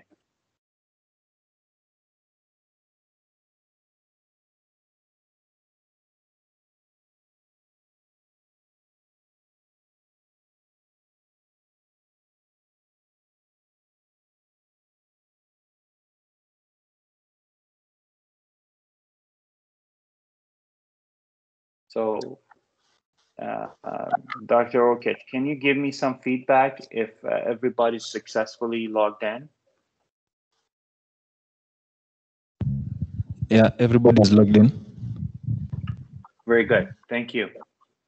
So, on the left, on the top left, you will see your, yes. Hey, just a minute to confirm from the online users if they've been able to log in. Okay, no, that's a good point. Anyone Anybody online has any problem?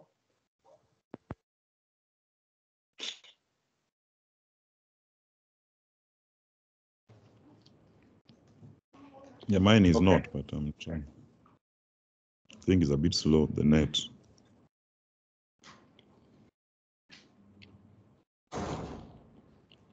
But you have username and password. Yeah, I do have, And but it's the net which is a bit slow. Sorry. Okay. So just in the chat, I will put the website. Cloud.test.ca.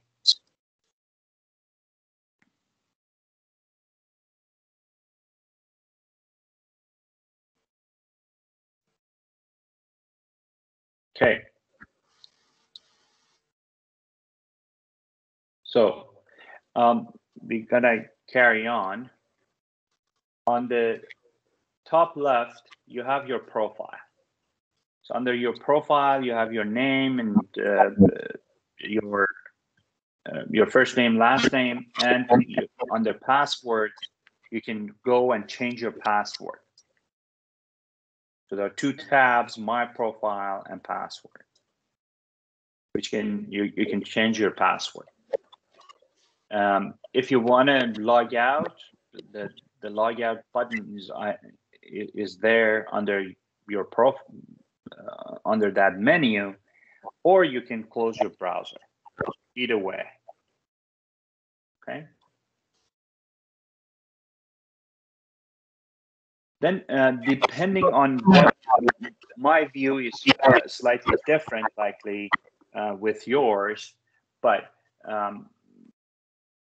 you will see the infrastructure module under in the left navigation pane. So that's the navigation pane where you, depending on your privileges, you will see different things. But one thing that you will see is infrastructure. So that's the infrastructure module I was talking about, and has two components: intersections and road segments. Okay. So if I go to intersections, it will automatically populate all of the intersection in your in TES cloud system. One important concept is this concept of data grid. What you see here is very similar to Microsoft Excel. And you have columns, you have rows. And this data grid, you will see it in almost everywhere that you go in the TES Cloud system. And there are some common activities that you can do with the TES grid system, this data grid. One of them is sorting of data. So you see there's a little almost a triangle, reverse triangle on the right side of each column header. If you click on it, it will sort. You can filter the data based on, it will open up the data to that you can filter. So if I want this one filter, it will filter that item.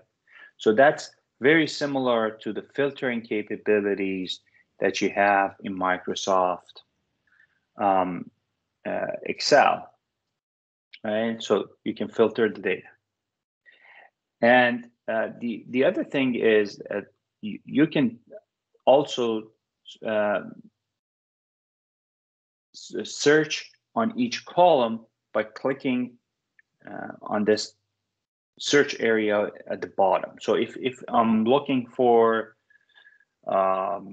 some location, for example, Banda Street, and start typing anything that resembles, that will show up, right? And I can select it. So that's the search capability that we have under each column. I'm not sure if, Greg, are you on? Yes, of course I am. Can you hear me? Okay, all right. Yeah, yes. So are you able to introduce yourself first and then take over and continue the conversation from here? Sure. Good afternoon, everyone. My name is Greg Schreiber. I'm the founder and president of TES. I'm here this afternoon to tell you more about the infrastructure part of TES. So with that, let's follow my steps. So I would appreciate if you do exactly what I'm doing on my screen. I try to do it slowly. If any of you have any questions or if I'm going too fast, please let me know. So as it was said, the TES on the left side, you have those items: dashboard, infrastructure, collisions, user, documentation. That's what I have, and that's what you should see on your screen. Now, if you click on infrastructure, click on infrastructure. As it was said, the infrastructure is representing your road network. The road network has two layers. It has intersections and road segments. So please click on one of them. Click on intersections. You will see all the set of all intersections within Nairobi. Those intersections are being displayed on the right side.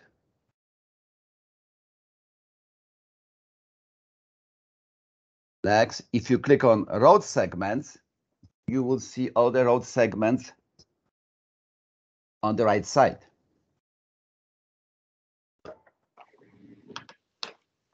Now let's click on that icon, top left corner on the icon. If you move mouse above that icon, you will see show map. Please click on that icon.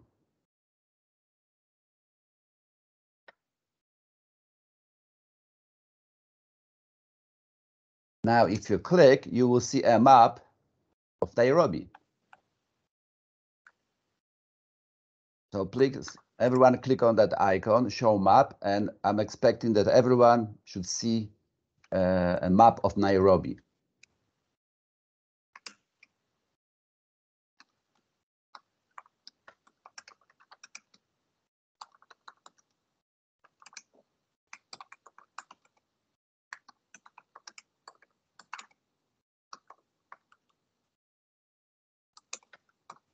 If everyone can have map, please let me know.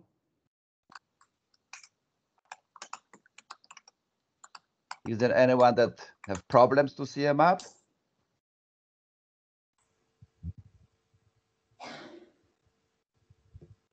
Okay, I don't hear anything, so I guess everybody can see the map.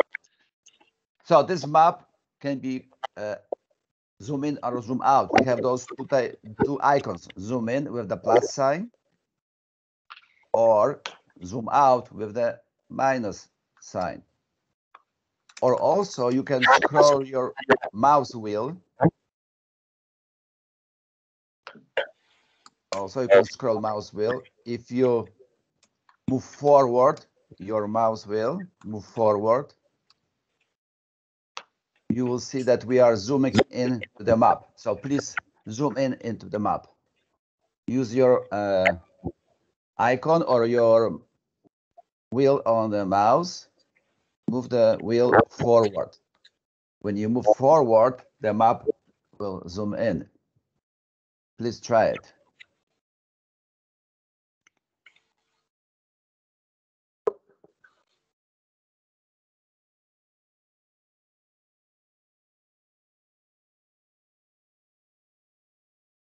Now, with a mouse, if you click left and hold the key, you can move your map. As you can see, the mouse changed to hand, and you can click again to leave it, or click again and move it. So you can move your map all around to the location that you are interested in.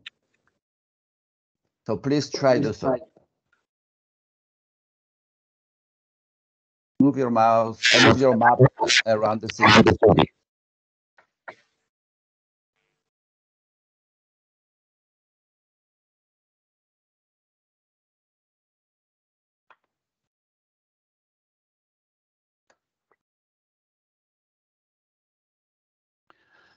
So as you can see on the map, what you see on the map, you will see those dots, those red dots. Those red dots, red nodes. Those red nodes represent intersection. So what is the intersection? Intersection is the location where streets are crossing each other.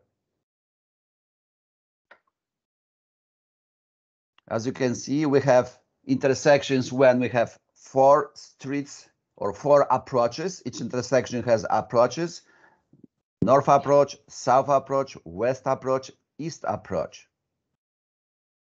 So if we have intersection with 4 approaches, east, west, north, south, we call this cross intersection.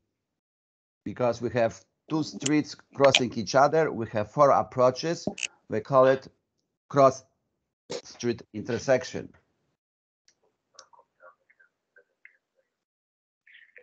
Now, also you might see intersections like this one here, which has 3 approaches. In my case, north, south, and east approach. So we call this intersection as a T-intersection.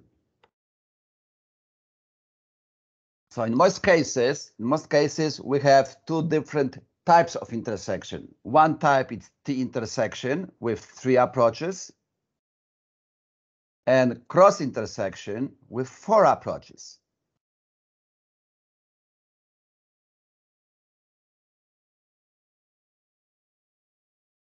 Now, the road segment, or we call it sometimes mi-blocks, but the road segment is represented by a line. So you see we have different lines. Each line represents a road segment, or we call it mi-blocks. The road segment is a line, is a road segment, is the line between two intersections. So the limit for me blocks is a node on one side, which is road crossing that road segment, or intersection on one side. And also on the other side, we have another intersection or a street that is a limit for our road segment. So each road segment has two limits on one side, on one end, and on the other end. And those limits are intersections or roads. They are limited by intersections, by those two nodes, or by roads, two roads.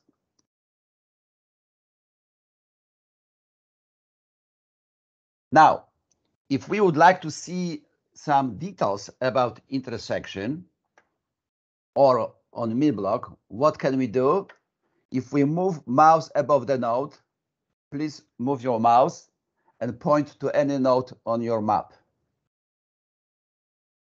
Or you can point on me blocks, on any me blocks on your map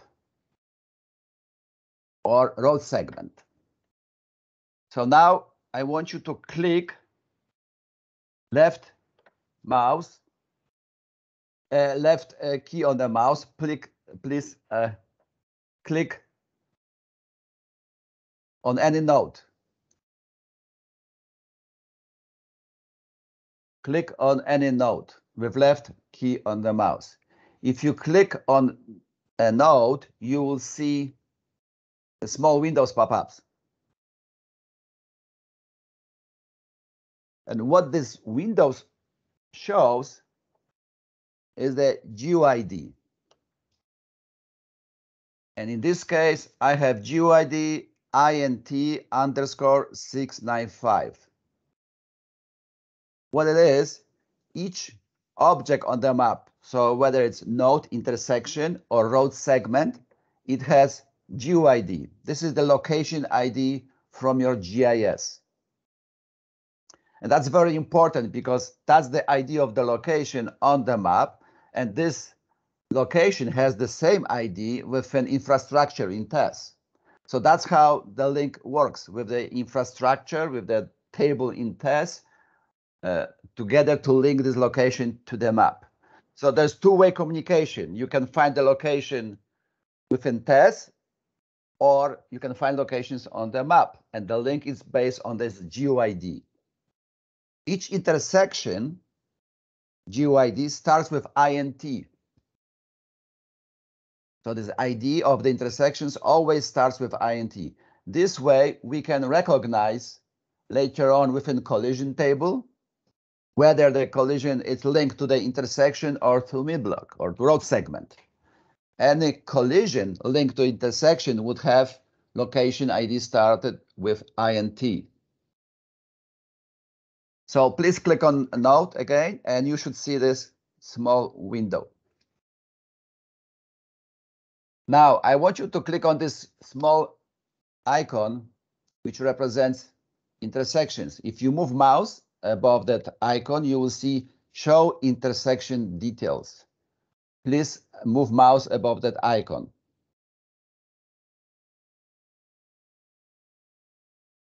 Am I going too fast or it's okay?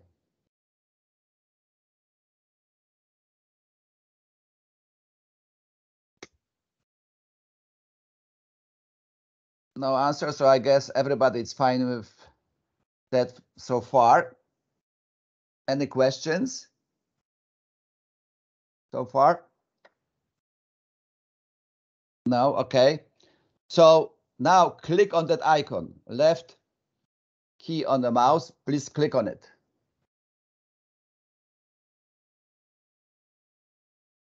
What is happening, TES opens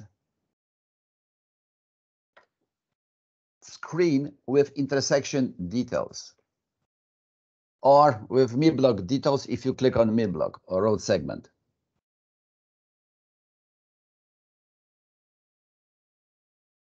So we are on the map, we click on the map, and now what's happening here, we have map again here on the right side with a node that we click on entire city. So this is the location of that intersection. And we have details about that intersection. So what do we have under General tab? We have description of this intersection. And description of the intersection tells you what two streets are intersecting with each other, what two streets are crossing each other. So in my case, it's here, 2nd Avenue and 8th Street. Below, we have GeoID. Remember, I was telling you that each intersection is represented also by ID. And this ID always starts with INT if we are talking about the intersection. And also, we have a municipality. In this case, we have municipality. But if the system is implemented in the entire country, then you will see different municipality. So here in this case, we have description, we have GeoID. Also, there are other tabs, details. So if we click on details, what we see the street names, they are crossing each other. So basically, description is the description shows name for that intersection, which are two street crossing. And here we can see those two streets, the street names. Then approach details. You remember on the map, I was telling you that each intersection has approaches. North approach, south approach, east and west approach. We don't have here those approaches, but it is possible to set them up. So those approaches would be your road segments that are linked to the intersection. We can have operation. And we can have operation. So let's say it's stop control or traffic signal control. Those operations can be added to the infrastructure. And then last tab shows collisions. So if there's any collisions linked to that location, they would be displayed here. Whether it's intersections or mid-blocks, those collisions would be displayed right here on that tab.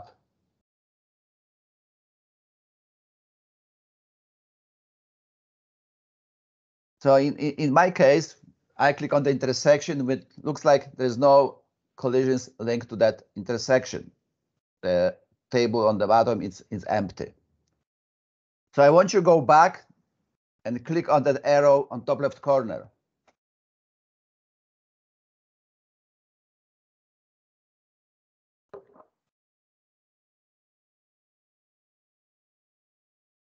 So if you are on the intersection or road segment form, if you don't see any collisions, or if you see them, that's good. It means that there are some collisions are linked to that intersection or mid-block. But now I want you to click on that arrow which says back. If you click back, then we have a list of all intersections within the city. Or you can click right here on intersection under infrastructure. You click on the intersections. And you have a list of all intersections within the city.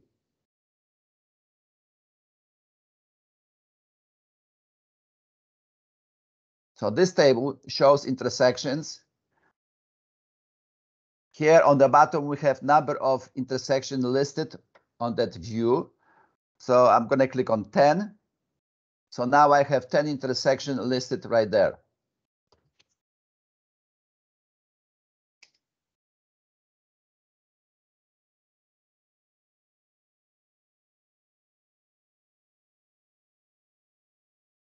So I'm expecting that everyone has a list of intersections listed right there.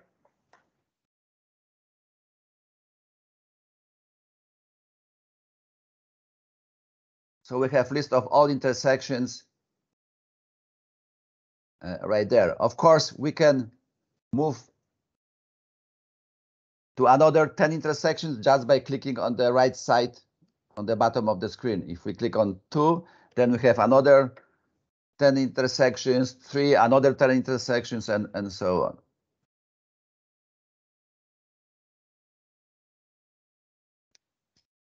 So now we have this table, and then we can customize this table how it looks like.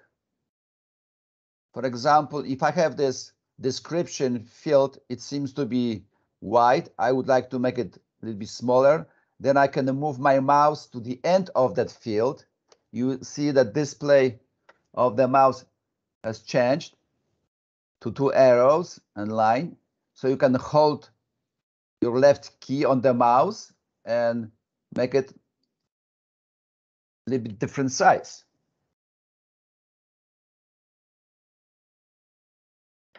So please try to resize your one of your columns. Again, you click on the end of the column, left click, and you can resize it. Move to the left or to the right.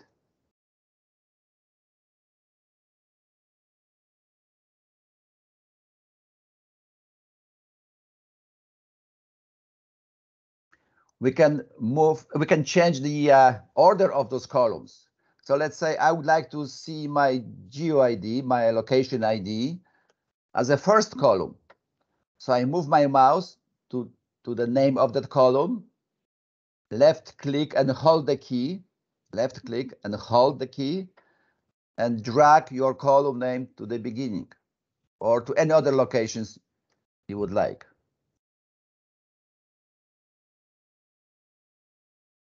Your setting of that table, your view, is being saved for each user. So each user can have different view. So the next time when you log into the system, you will see your view that you used last time.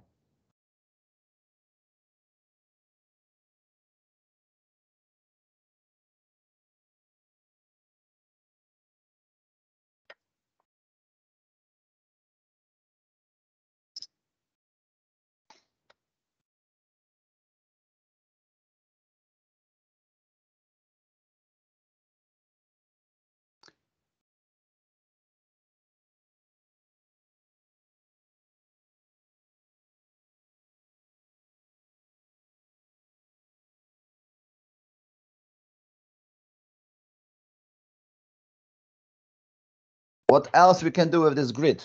As a matter of fact, with any grid in TES, below each column name, you see this search tools. Those search tools. If you move mouse above those search tools, you will see different options. Contains, does not contain, starts with, end with, equal, does not equal, or reset.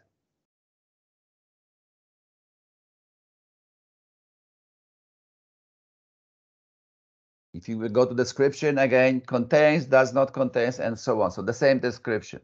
I want you to click on that description. Under description, you have the search tool. And let's say we are looking for an intersection. Now we are looking for intersection not from the map. We are looking intersection from here, from this grid. So we know what is the intersection name. We know those 2 streets that are crossing each other. And we would like to find this intersection, find the information about that intersection. So we click on the contains. And then we start typing. Please type. Now, the search is case sensitive. So make sure that you use capital letters. As you can see, description has capital letters. So you can click on your keyboard caps lock. And I want you to type city, Ace, park, Ace, road. Please type city, park, road.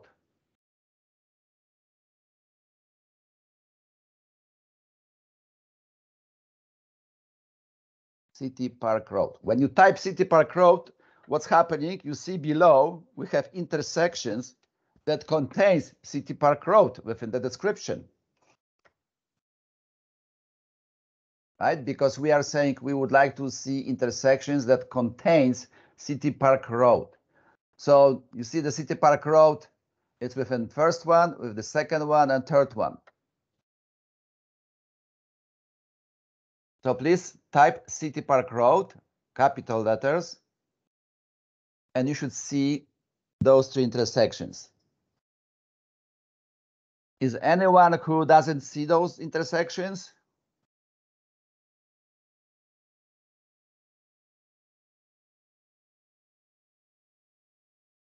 I don't hear anything, so I guess everybody can see those three intersections. Any questions so far? No questions. Okay, so I would like to find information about intersection City Park Road and Limuru Road. So if I click at that intersection description, I click on it. Greg. Yes. Sorry, let's get some feedback from folks online to see if there is any question there so far. Okay. So people online. Hello. Yes. So far, okay. Following. There's only one step where you are able to have a column from either the right hand side to the left hand side. That is the point that I think I didn't get. I didn't quite get how you were doing it or you were dragging. For example, you are able to have the geo ID column to the extreme left. That is the only thing that I missed, but so far I'm okay. The voice wasn't clear, but my understanding was that the question was that you are having issue with moving your GeoID column to the left. Is that correct? Like yes. Organize your order of the columns, right? Okay, I'll show this once again. So let me load intersections.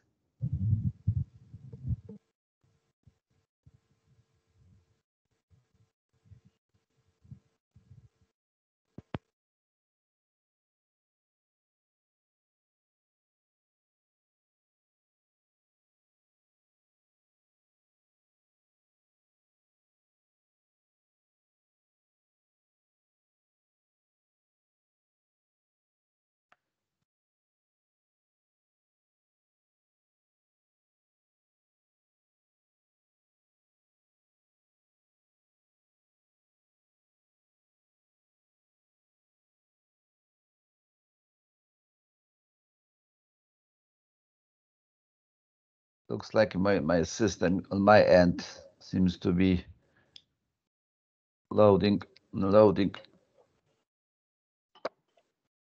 Let's wait for a couple of seconds.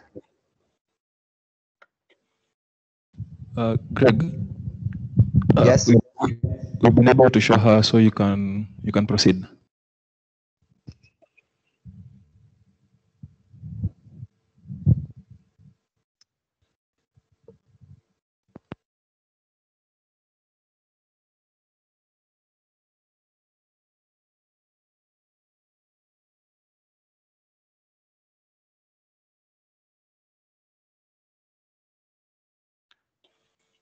Let me refresh my system here.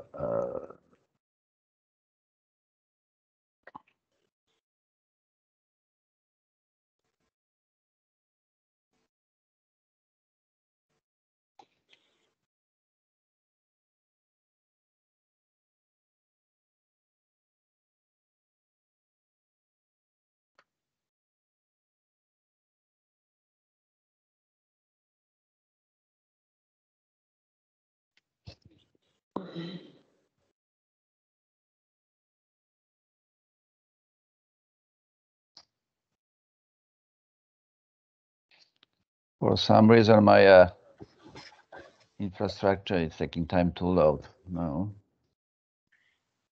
Yeah, Amir is looking into it.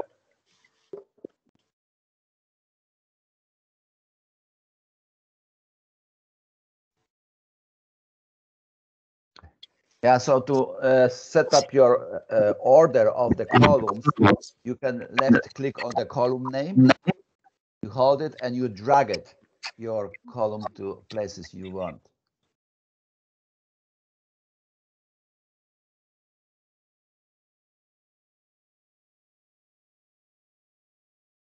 Is it just me to load the infrastructure, or anybody else has the same issue now?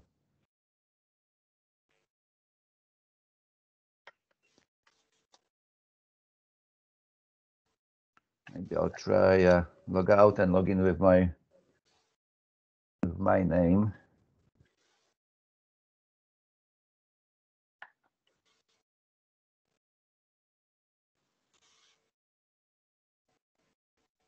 Greg, the issue is at the server level. Just give it a little bit of time. The server gonna be back again. Sure, I'll wait.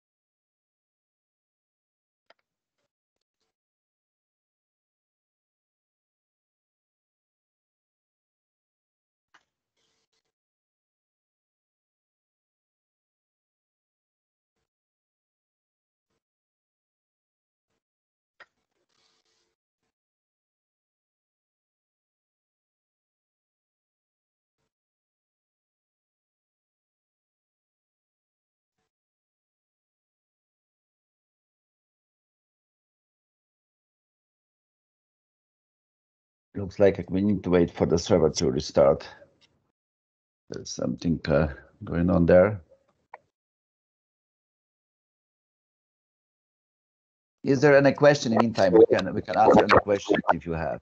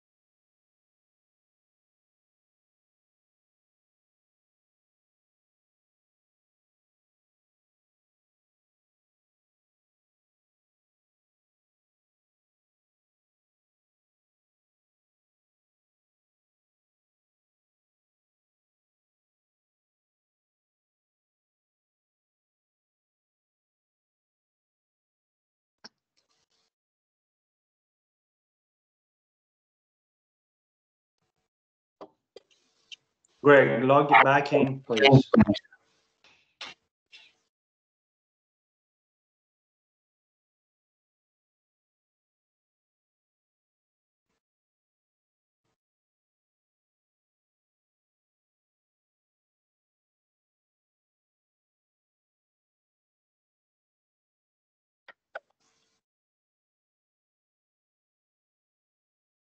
All right, we are back up and running.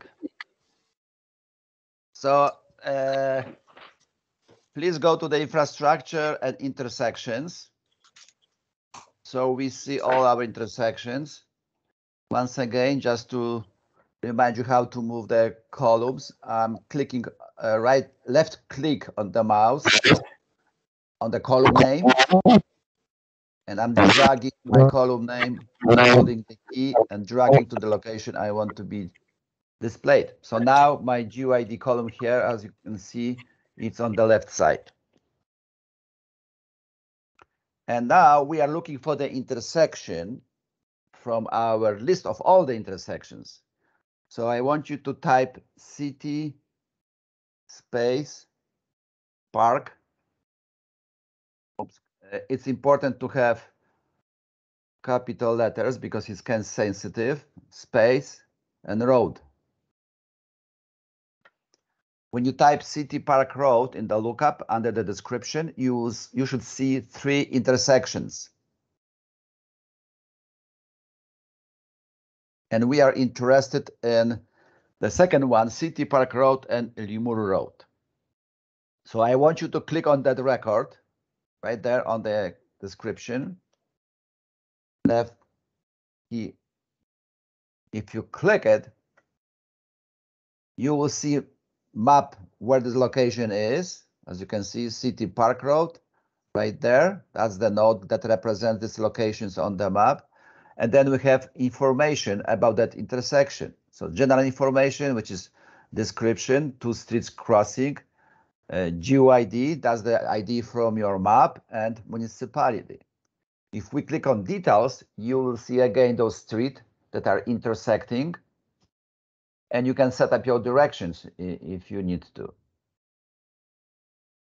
You can have approach details. Those are the road segment that cross at that point. We can have operation, which is the traffic control. You can have it, let's say stop sign or traffic signals. You can add those information. And last, tab collisions. So if there is any collisions, you could see them. You would see them right here on this grid below. If we click on that icon here, sorry. Yeah, if we click on that arrow here, we are back to our list of intersections.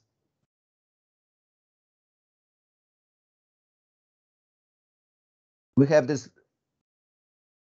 search tool, provide filter here on the bottom. If we, on the right side, click clear, what's happening, all intersections are loaded again to the list. And on the bottom, we see total number of intersections. So you should see the same number here.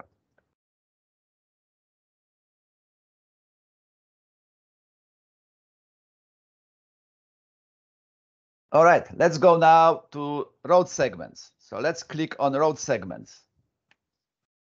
Please click on road segment.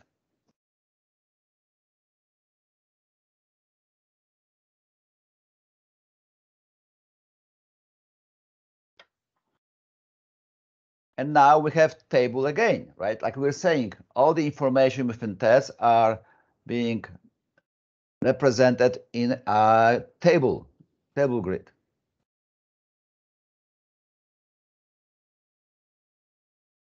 Because it's table grid, so what can we do? We can again organize our table similar to the intersections. So we can grab our GUID, move to the beginning.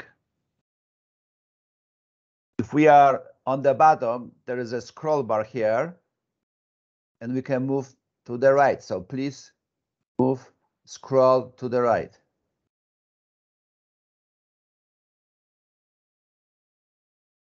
Okay, so on the bottom, we can scroll down our table to the right.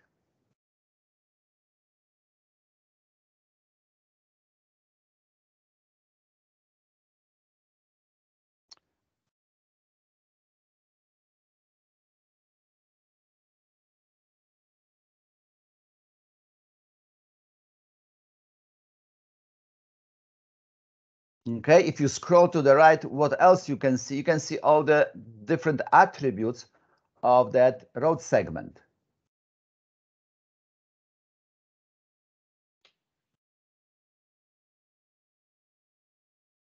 Now here on the top, right, you will see an icon.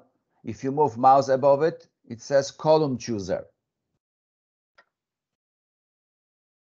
So you can click on that column chooser icon. The small windows will pop up,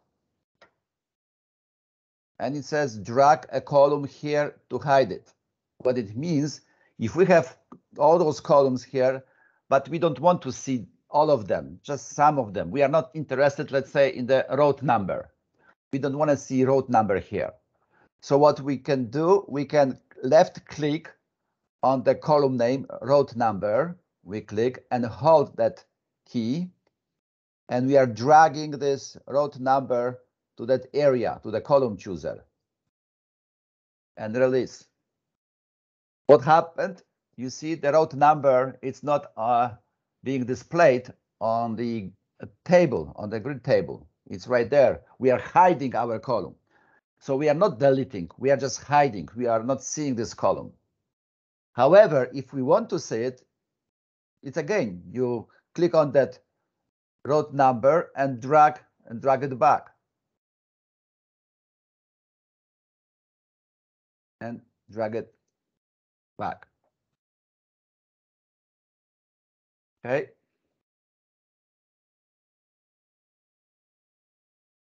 What else we can do? I'm going to switch to 10 record so I don't have to scroll back down and up.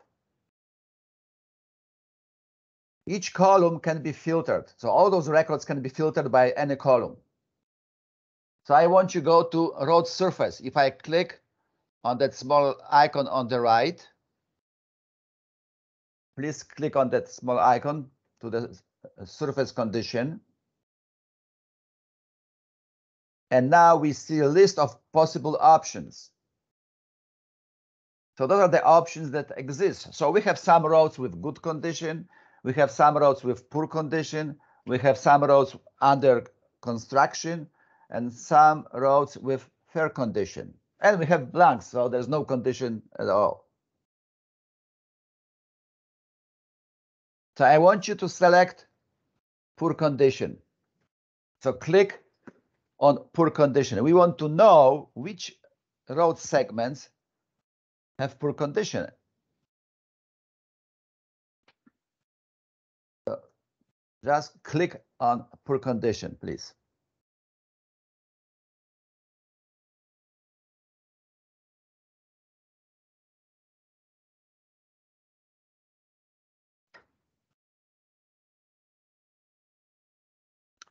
Of course, we can click on many of them, not just one. We can click, let's say, poor or under construction, right? So you have multiple choices.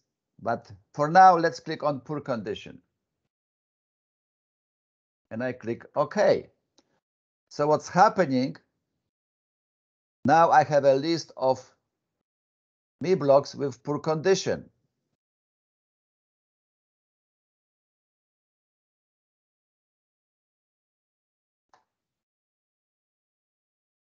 If I scroll down, I see that I have 16,190 road segments with poor condition.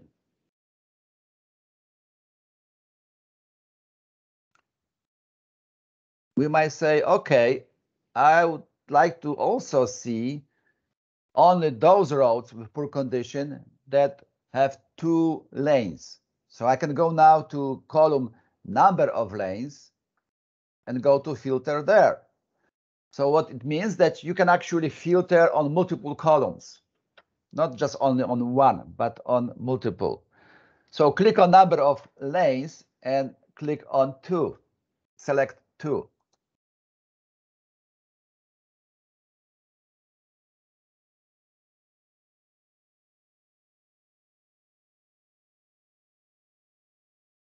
Okay. Number of lanes, click on 2 and click OK. Now if I scroll to the left, now we have 5,118 road segments, right? So before we had like more than 16,000, now we have only 5,000.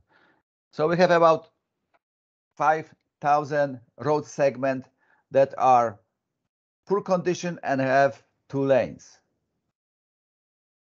You see this filter is being displayed right here on the bottom left.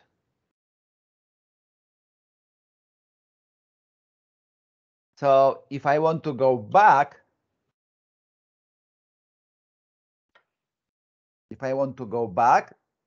and list all my locations, all my road segment, I can clear my filter.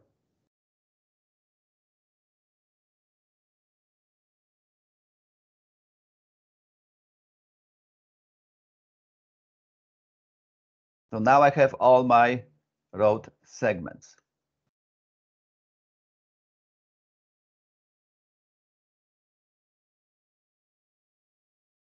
Now double click on any of the road segments. Double click on any road segment.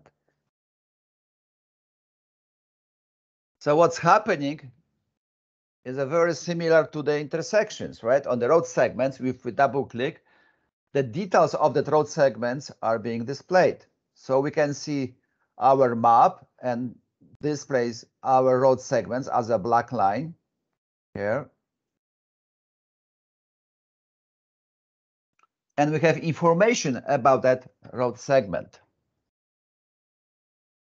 So again, description. What is the description? Remember, each road segment is represented by street name. So we have street name for that road segment. And this road segment has 2 limits. So we are saying is between. So it's between one road and second road, right? So each road segment is represented by street, by the road name, and 2 limits.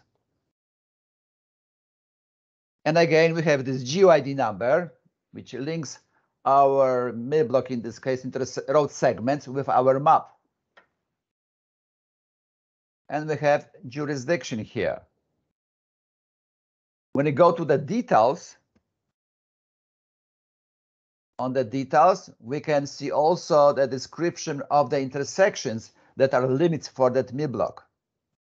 Right? So we have the road segment is represented by the street, and this road segment, this street, part of the street, is limited by 2 intersections or by 2 street names. So we have all those information right there. Also, we have other information such as surface. Surface, we have a road number, and we have surface condition. More details about that road segment.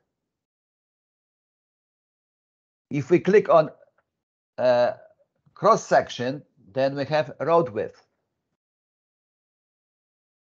If we click on operation, then we have usage, direction, number of lanes, and speed limit for that road segment. And then if we click on collisions, then we would have collisions that are linked to that mill block, or in other words, those are the collisions that occurred at that road segment.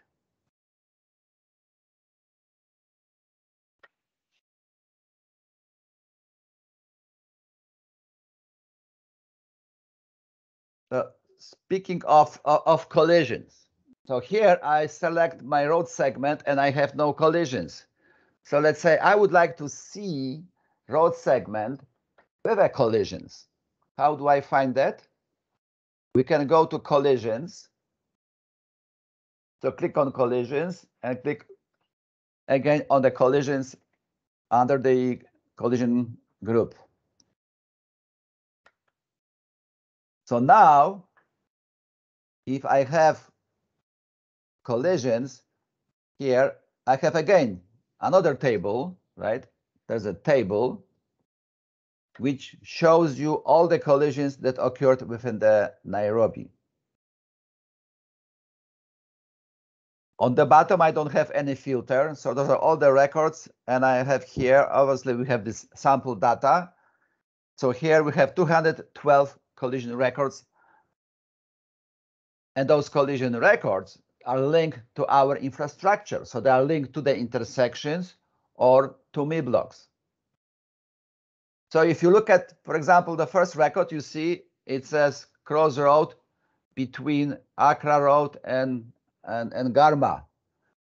So because it says between two streets, it means that this collision record is linked to the road segment. If we look at here, the description of the location, it says general at Northview and has at sign, which means two streets intersecting, two streets crossing each other, which means that this collision record is linked to that intersection. Also, do you remember we're talking about the GUID, the ID of the intersections or MI block from our GIS? Intersection always starts with INT, always starts with INT. MI block doesn't have INT at the front. So by looking at the ID, we know right away whether collision is linked to the intersection or to road segment. So now the question is, okay, I would like to see collisions only that occur at the intersections. How do we do it? If we know that the intersections always starts with INT, we can simply go to the GUID lookup, and we can say starts with or contains. Let's go starts with. So we are looking for the collision records that are linked to the intersections. So we want to search the GUID that starts with INT. So with the capital letter, I type INT. So please go to the search for GUID for our ID, GIS ID, and type INT, capital letters.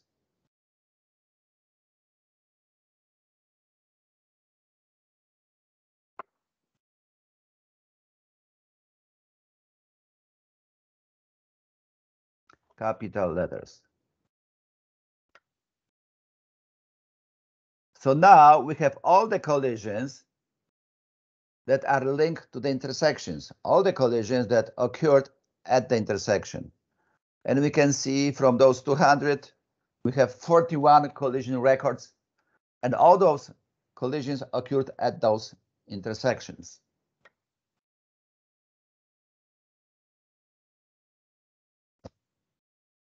Let's clear the filter. So on the right side, we click clear. Just question, is anyone who was trying to see the collision records at the intersection and still can find it? Or everybody can see 41 collision records linked to the intersections? How are the people doing online?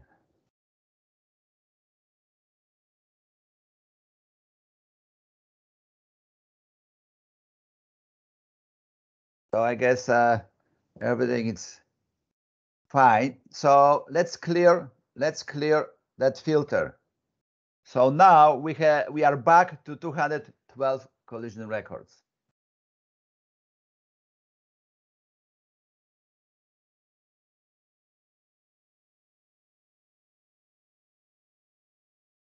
Now let's say, okay, now I'm interested to see all the collision records along the corridor. So it could be intersection or it could be mid-block, right? Because if we have corridors, which is set of intersections and mid-blocks from point A to point B, so I'm looking for a corridor. So let's, under the local description, please type IBD. IBD.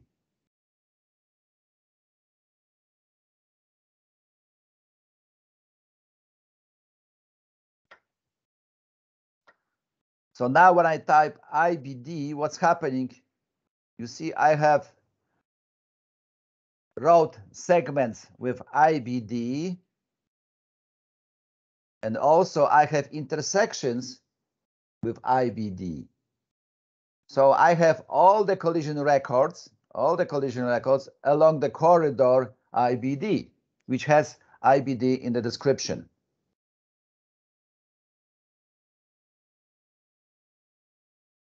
And I have 35 of them. So we have collision records linked to the intersections and to the mid-block along that corridor. And I have them 35. So now if I click on GUID here, all of them are selected. So please click on the GUID to select all of them.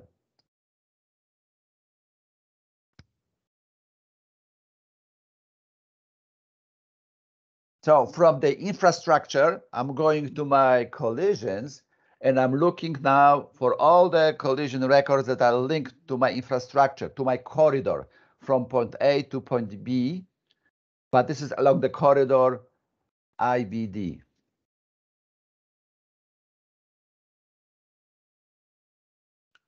And now if you select everything, I say, okay, I would like to see those collisions on my map.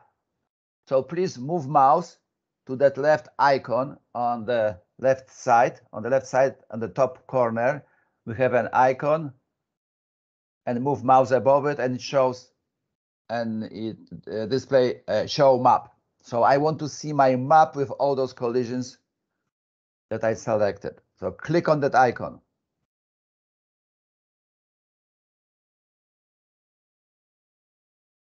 So what's happening? You see, remember with the your mouse wheel, if you scroll to the front, you can zoom in. You can click and move your map around. So now you see I selected this IBD corridor, and I can see all my collisions along that corridor.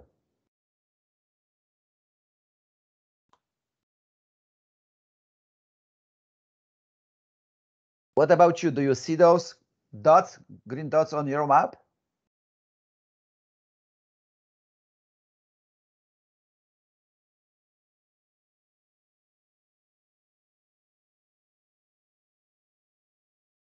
I don't hear anyone, so I guess nobody can see those dots, or everybody have those dots on the map. Please let me know.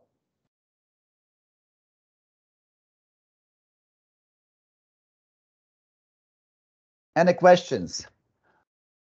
I'm going to close and go and repeat this process.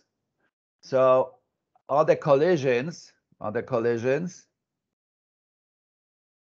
I have my table with all the collision records, but I'm looking for my collisions along the corridor IBD. So I'm typing under description, location description, I'm typing IBD. When I type IBD, I see collision records for intersections and B-blocks, right? For intersection and road segment, because corridor, other words, road segment between point A and point B would have road segments and would have intersections. And happened that those collisions, they occurred on road segments and intersections along IBD highway. So now when I type IBD, I have all those records, 35 records, 35 collisions along the corridor. Now I want to see them on the map. Then I click on my icon, show map. When I click on it, map is being displayed, and you can see those green dots along the corridor IBD. You can zoom in with your icon by clicking plus, or you can scroll your wheel on the mouse and see those green dots, and you can see all those collisions along this highway.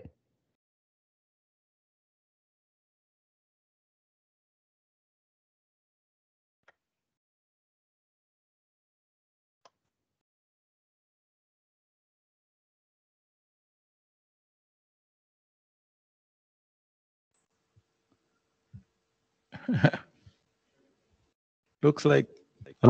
Greg? Yes? Oh, now you're there. Was my telling you about the first point? I hear some noise in the background. Hello? Yeah, I think it's good now.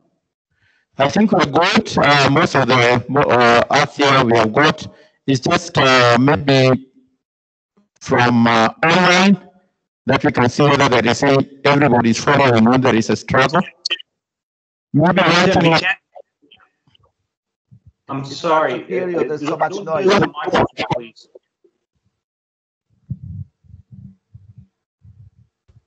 Check.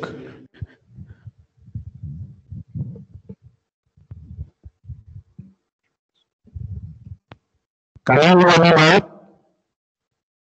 The voice is coming, but it is broken. It is muffled. We can't understand what you're saying.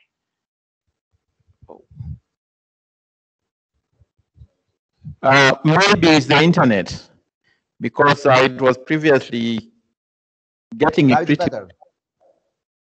That is better? Okay. Yes. Yeah, we're just commenting that, yes, we have followed what you have shown us very well, Greg. I think one comment I can just say is that if you look at the interchanges, you might see that it's off out of the corridor, simply because the entire interchange, whether it is slightly out, is still considered to be part of the IBD Malaba to Mombasa. So you can see some of them slightly out, although most of it is just on the right on Uhuru Highway, the corridor there. Yeah. Yeah, like I see, like this one right here.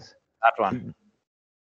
What's happening is that the infrastructure was built based on your GIS layers, and if the GIS layers was showing this node, this road segment actually with this IBD name in it, that's why it's being displayed. So this is basically accuracy of your GIS of the City of Nairobi GIS that needs to be corrected. So we can go to that MI block and then correct this, not to include IBD, basically, right? Or this location could be considered as part of that corridor as well, because it might have some impact. That's something to look at. Yeah, that's part of the interchange. Yeah, that's why, because part of the interchange, that's why it's sort of like has an impact on that operation. But yeah, that's obviously you have all those records, you show them on the map, and then the next step is to analyze each of them, right? And then so make a decision to include that collision in your analysis or not. Right on. Right, and it can be easily removed, because if I have a location, I say, okay, I don't want to have this collision displayed as on that corridor, right? Because it's not part of the corridor that I'm interested in. So you can uncheck it, right? And then if you display on the map, this record won't be there. So that's how you can go and do your analysis based on that. Okay. Yes, Greg. Yes. Yeah, I have one question. Request for clarification. This training is for power users and ordinary users. And for power users, they will have the capability of editing the GIS data. So even as we are going through this, you remember when we were showing us the intersections and the road segment details. Is this the point where we are able to modify the road attributes for an intersection or a road segment? Or will we be shown how we can be able to do that? Sure. So under intersection, obviously the power user, if they go to the intersection and would like to change anything, it just matters to find the location. So let's say that's the location I would like to change my information, right? So you can go to the details, for example, let's say, no, this road, it's the street one, it's not this one. You can change that. You can say, okay, that's the road that I want to be. You see, you can change those. As soon as you click on that field, the street list is displayed and you can change by selecting the right street. You see, so you can go there and you can change. You go to approaches, you click on the field and you can change those attributes of the intersection. So now I'm selecting approaches, for example, right, for that intersection. So that's how you can change those things around. The important thing is the operations, right, Greg? Where they can provide more input. Mm-hmm. The operation wasn't provided. That's why it's not there. It wasn't part of the GIS, so that's why. Control. Yeah, you can add traffic control there.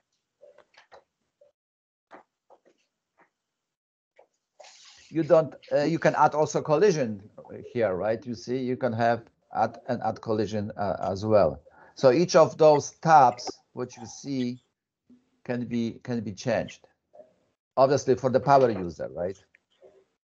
So like Tim was saying, oh, this collision actually it's on part of the ramp, but I don't want to be a part of the corridor. So you can go to that corridor and you can change name. So if you are on segments, you can also go open segments and you can change those details, right? You're saying, oh, okay, it's not this street, it's different street.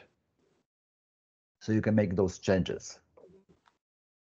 If you make a change, in order to save it, you have to click here to update. So I'm just changing, but not updating. I'm not saving at this moment. I don't want to change because I just select the random street, but you can make those changes.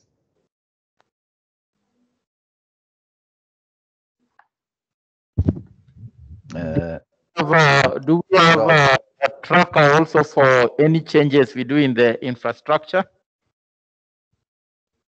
Do we have the names tracked, like this change was done by so and so in the infrastructure, or that is only on the collision entry? If I remember, that's Amir can tell you more details into it. But I believe that the log is for collisions, not for the infrastructure. Okay. But the infrastructure can be changed only by the power users, right? Those users that actually have permission to do it. So if not many people can do this, I guess. You have some people assigned to that task. One of those power users. So that's all about infrastructure on my end. A little bit about the collisions, but more details about the collisions, Amir will provide you at that moment. So if there's no any more questions, thank you very much. Or is there any questions? Any more questions on the infrastructure? Or we all good?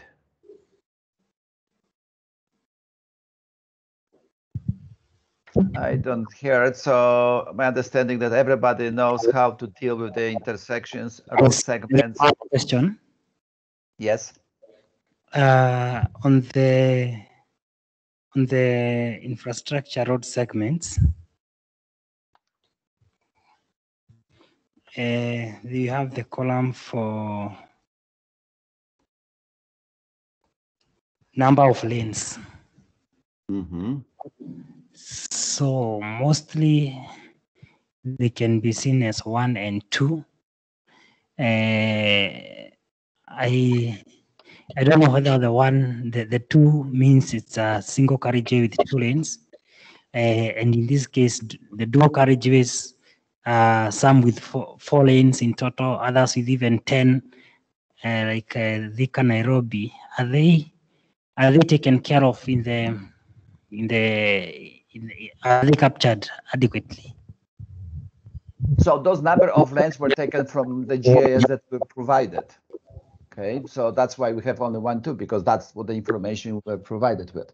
If there is a issue that you know actually that there is more lane, no problem. You can update that, right? You just select the road segment that you know that has more than 2, right? And then you go to your number of lanes. Where's the number of lanes? Right there, under operation, you have number of lanes. So you can go there and say, actually, there are 6. Obviously, only power user can change that. Right? So you can say it's 6 and save it, and it's done. Okay, if I may just comment also on that, as per what we were saying in the morning, all the different road agencies are involved, and we got our GIS from KRB. We got one from KeNHA, and then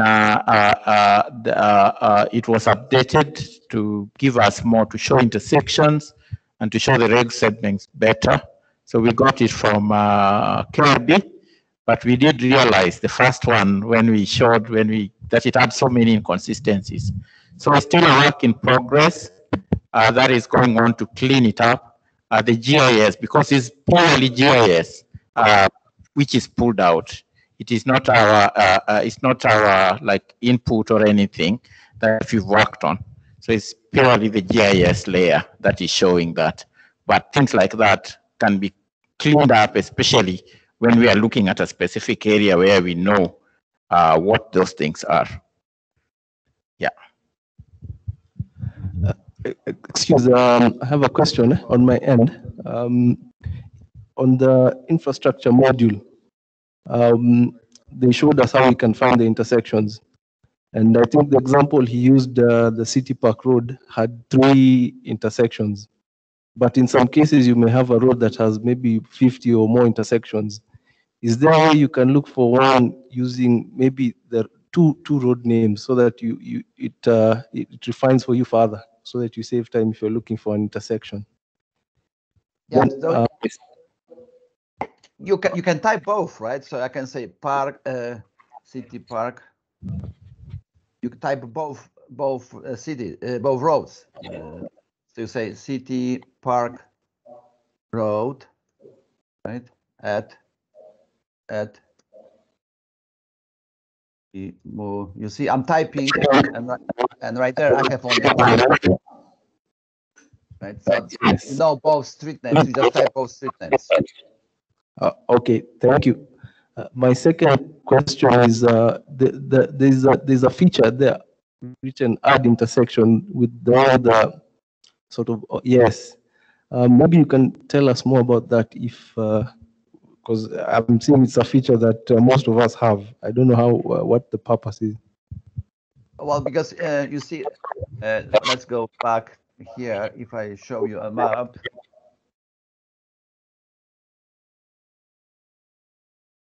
So all the nodes represents your intersections, right? Now, those intersections, actually, a layer of those intersections, table of intersections, were not provided to us. We create them. We were provided only with the road segments, And based on the road segments in GIS, we build those intersections. When we saw road segment crossing each other, we put the node and we use those road segment names and build intersection. Okay. Now, some of those are, not sure if I can find some of the locations don't have those intersections on the map. Or let's say if you have this road segment right there, for example. Can you see the screen? I have road segments, and I might say, well, we are splitting these road segments to 2, and we are building intersection in the middle of it because there's a development. Let's say there's a development, some new houses are being built, and new roads is being built here. Road is extended. Greg, that's a good example. The road gets extended. The one perpendicular to the one above, right? Like this Where one, your mouse yes. is. Yeah, that gets extended all the way down, right? Yeah, so this road right there, we can extend this road up to here, to that road, right? So this road now intersect with this road. So we have new intersection here. So we can add this intersection. We can add intersections to our infrastructure. Now, what is important is that, yes, you can add this intersection to the infrastructure, but if you want to see these intersections on the map, then we have to go to the GIS and add a node to that intersection. And we add this ID, this INT underscore 12345. We would need to add this ID into the shape file, into the GIS file. We have to do it. So you can add on your own intersections within infrastructure, but in order to add this node to the map, you have to tell us, and we can add it for you. Unless you have GIS people in your organization, they can do it as well. I can just put a comment. You see, there is that map which is greenish or something. Now, for us to be able to use this, select intersections, rank them, and so on, we are working with the GIS. Now, the GIS layer is that thing in black. Is that right, Greg? So the GIS layer is those ones in black. And we can define things as intersections and segments. So all those lines in black, we define them in the program or in GIS as intersections and segments. So we have to be able, in order to use it, in order to link it with our collisions and so on, we'll be able to see the collision because it has already been plotted on this map with the GPS. So we can see exactly where it is. But because we are using the GIS, which is another layer, then we have to relate it that way. Yes. And the GIS is now that black layer there.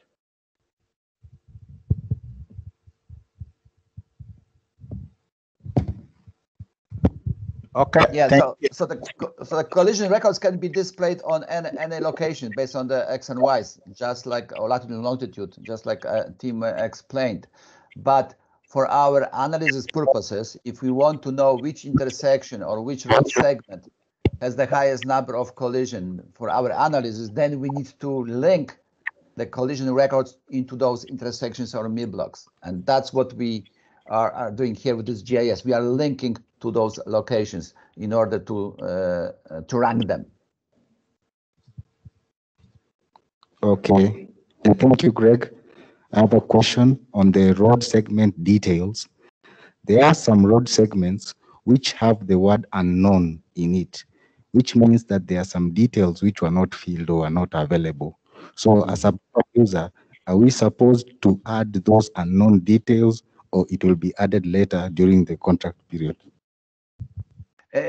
Both.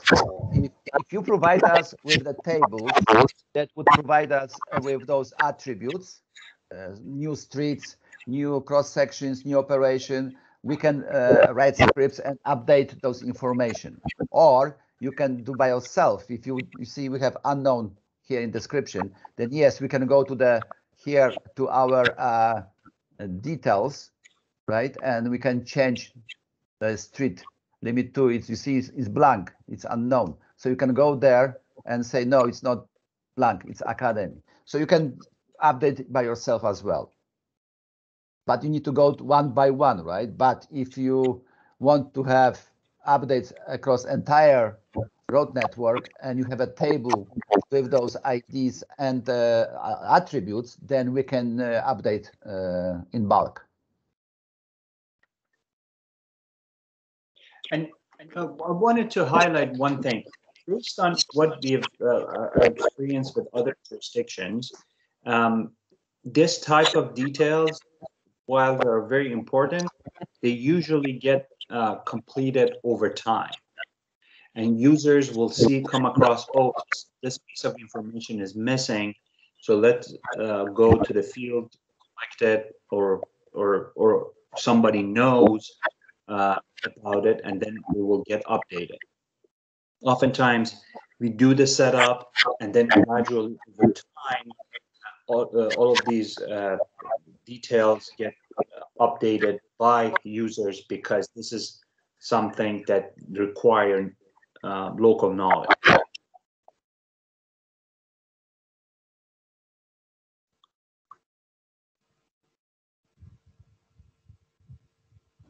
What I can say is a lot of GIS, some of those infrastructure, there is a lot of GIS in it. And of course, the basic information is from the GIS. And so the power users, that is one of the reasons why we like say we would need also GIS people to be part of that, because all things like that, they're the ones that handle. For example, look at the road IBD. You know, what he's saying is just Wayaki Way, Uhuru Highway, all that. But the GIS from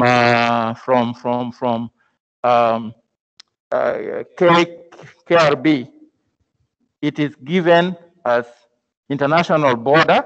So it starts with that, IBD, international border. So it starts from Malaba all the way to Mombasa, you know. So we were even trying to work with the KeNHA GIS to see if we could shorten some of those names. Yes, but it is cosmetic. Yes, it's cosmetic. It just cleans up the things to the names that we do know. One more question. If I proceed to make changes to the road segment details, at the end, will I be able to know the changes I've made? In case I make any mistake, will I be able to rectify it later? Or is there a system I can be able to know the changes I made in the infrastructure? So within the infrastructure, you can change any attributes anytime you want, but we don't provide a log that would tell you, okay, Greg has made some changes from here to there at that time, at that date. We don't have a log like that within infrastructure. Within collisions, yes, we do have that log, not within infrastructure. But like I said, you can change those attributes anytime. Obviously, you have to have privileges to do it. Security has to be said that you can do it. Not everybody can do this, only the power users. The challenge we have here is that we are having something which is totally national. So we have something which KeNHA is national, so we have all the roads. But the counties also have their own roads, and we have 47 counties, include KWS, KeNHA, Kura, and so on. We have so many people.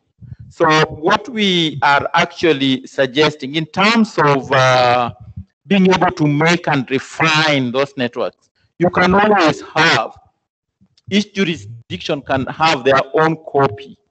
The national thing, which is so critical for us, is the collisions, which is coming through the police, one body. So there is greater control of that and greater assurance because everything is coming through the police.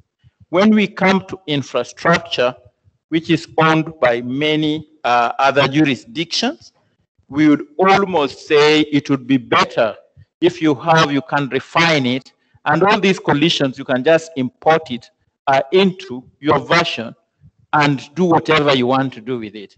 But for the integrity, especially of the collisions, we would really restrict, we would want that to be restricted, the number of people who would be able then just to make those changes. And as it being planned now, it is just the power users that can make those modifications. And the power users, as we are right now, is just being assigned specifically to KeNHA, to NTSA, you know, to be able to do things like that.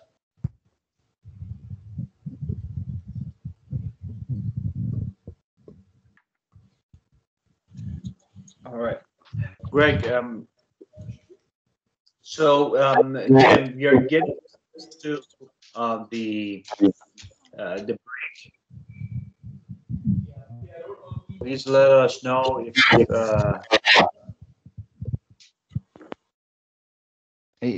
you're breaking.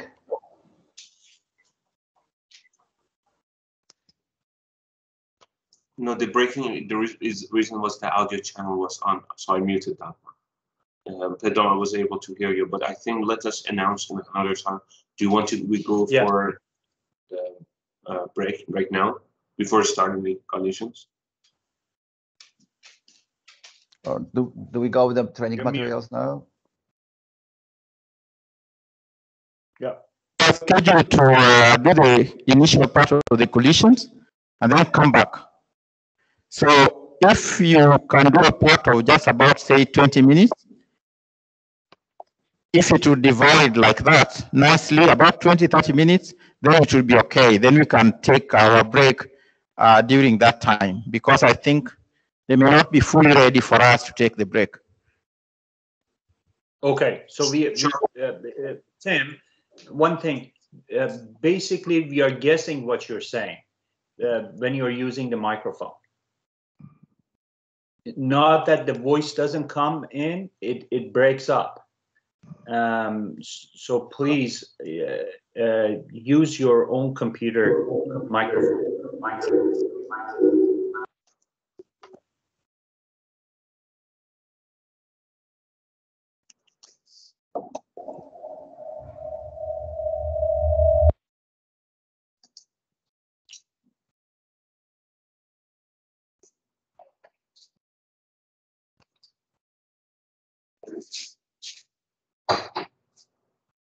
So I think, Amir, let's start the collision based on what would be fair was that they're not ready for the break.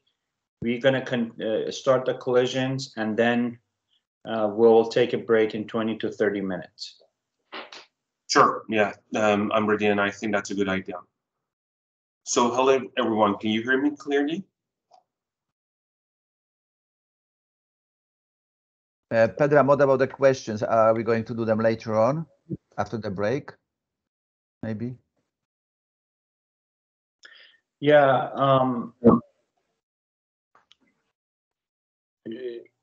Sure. Let's do it now and then have a break, and then after break the collisions. Yeah. Tim, we have the training materials. Let's go with everybody. I think everybody's very good hands-on. We are very happy with the progress of this meeting or training. Let's work on the training materials for infrastructure, answer those questions quickly, take a break, and continue with the collisions.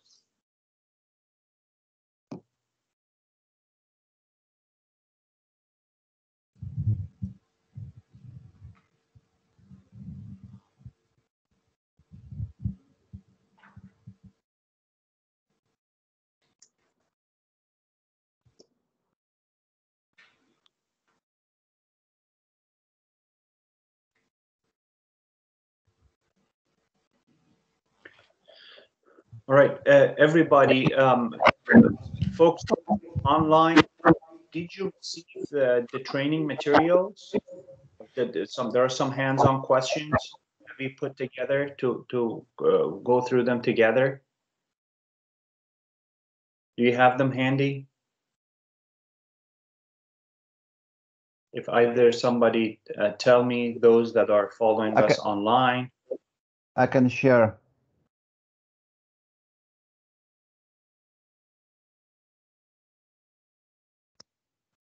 I can share them right there, and we can go over that. Yeah, let me put them on the chat.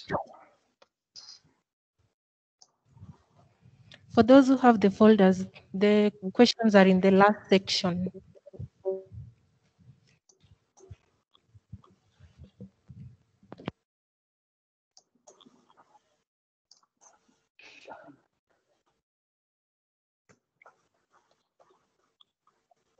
I've shared the link for that, so please go ahead, click on that link, and it will open. For those of you once the once the file, also put the link to the file there, so you can go ahead and download the file from that URL.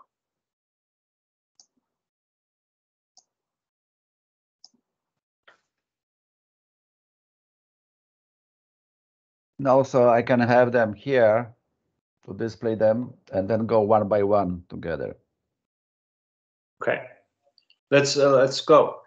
So everybody, please pull out your training material. There are 5 questions under infrastructure inventory GIS. Let's do them together. So Greg, please. All right, so the first question is, how many road segments are currently under construction? How many road segments are currently under construction? What would we go? We are talking about road segments, right? So first thing what we need to do, we are going to our road segments, right?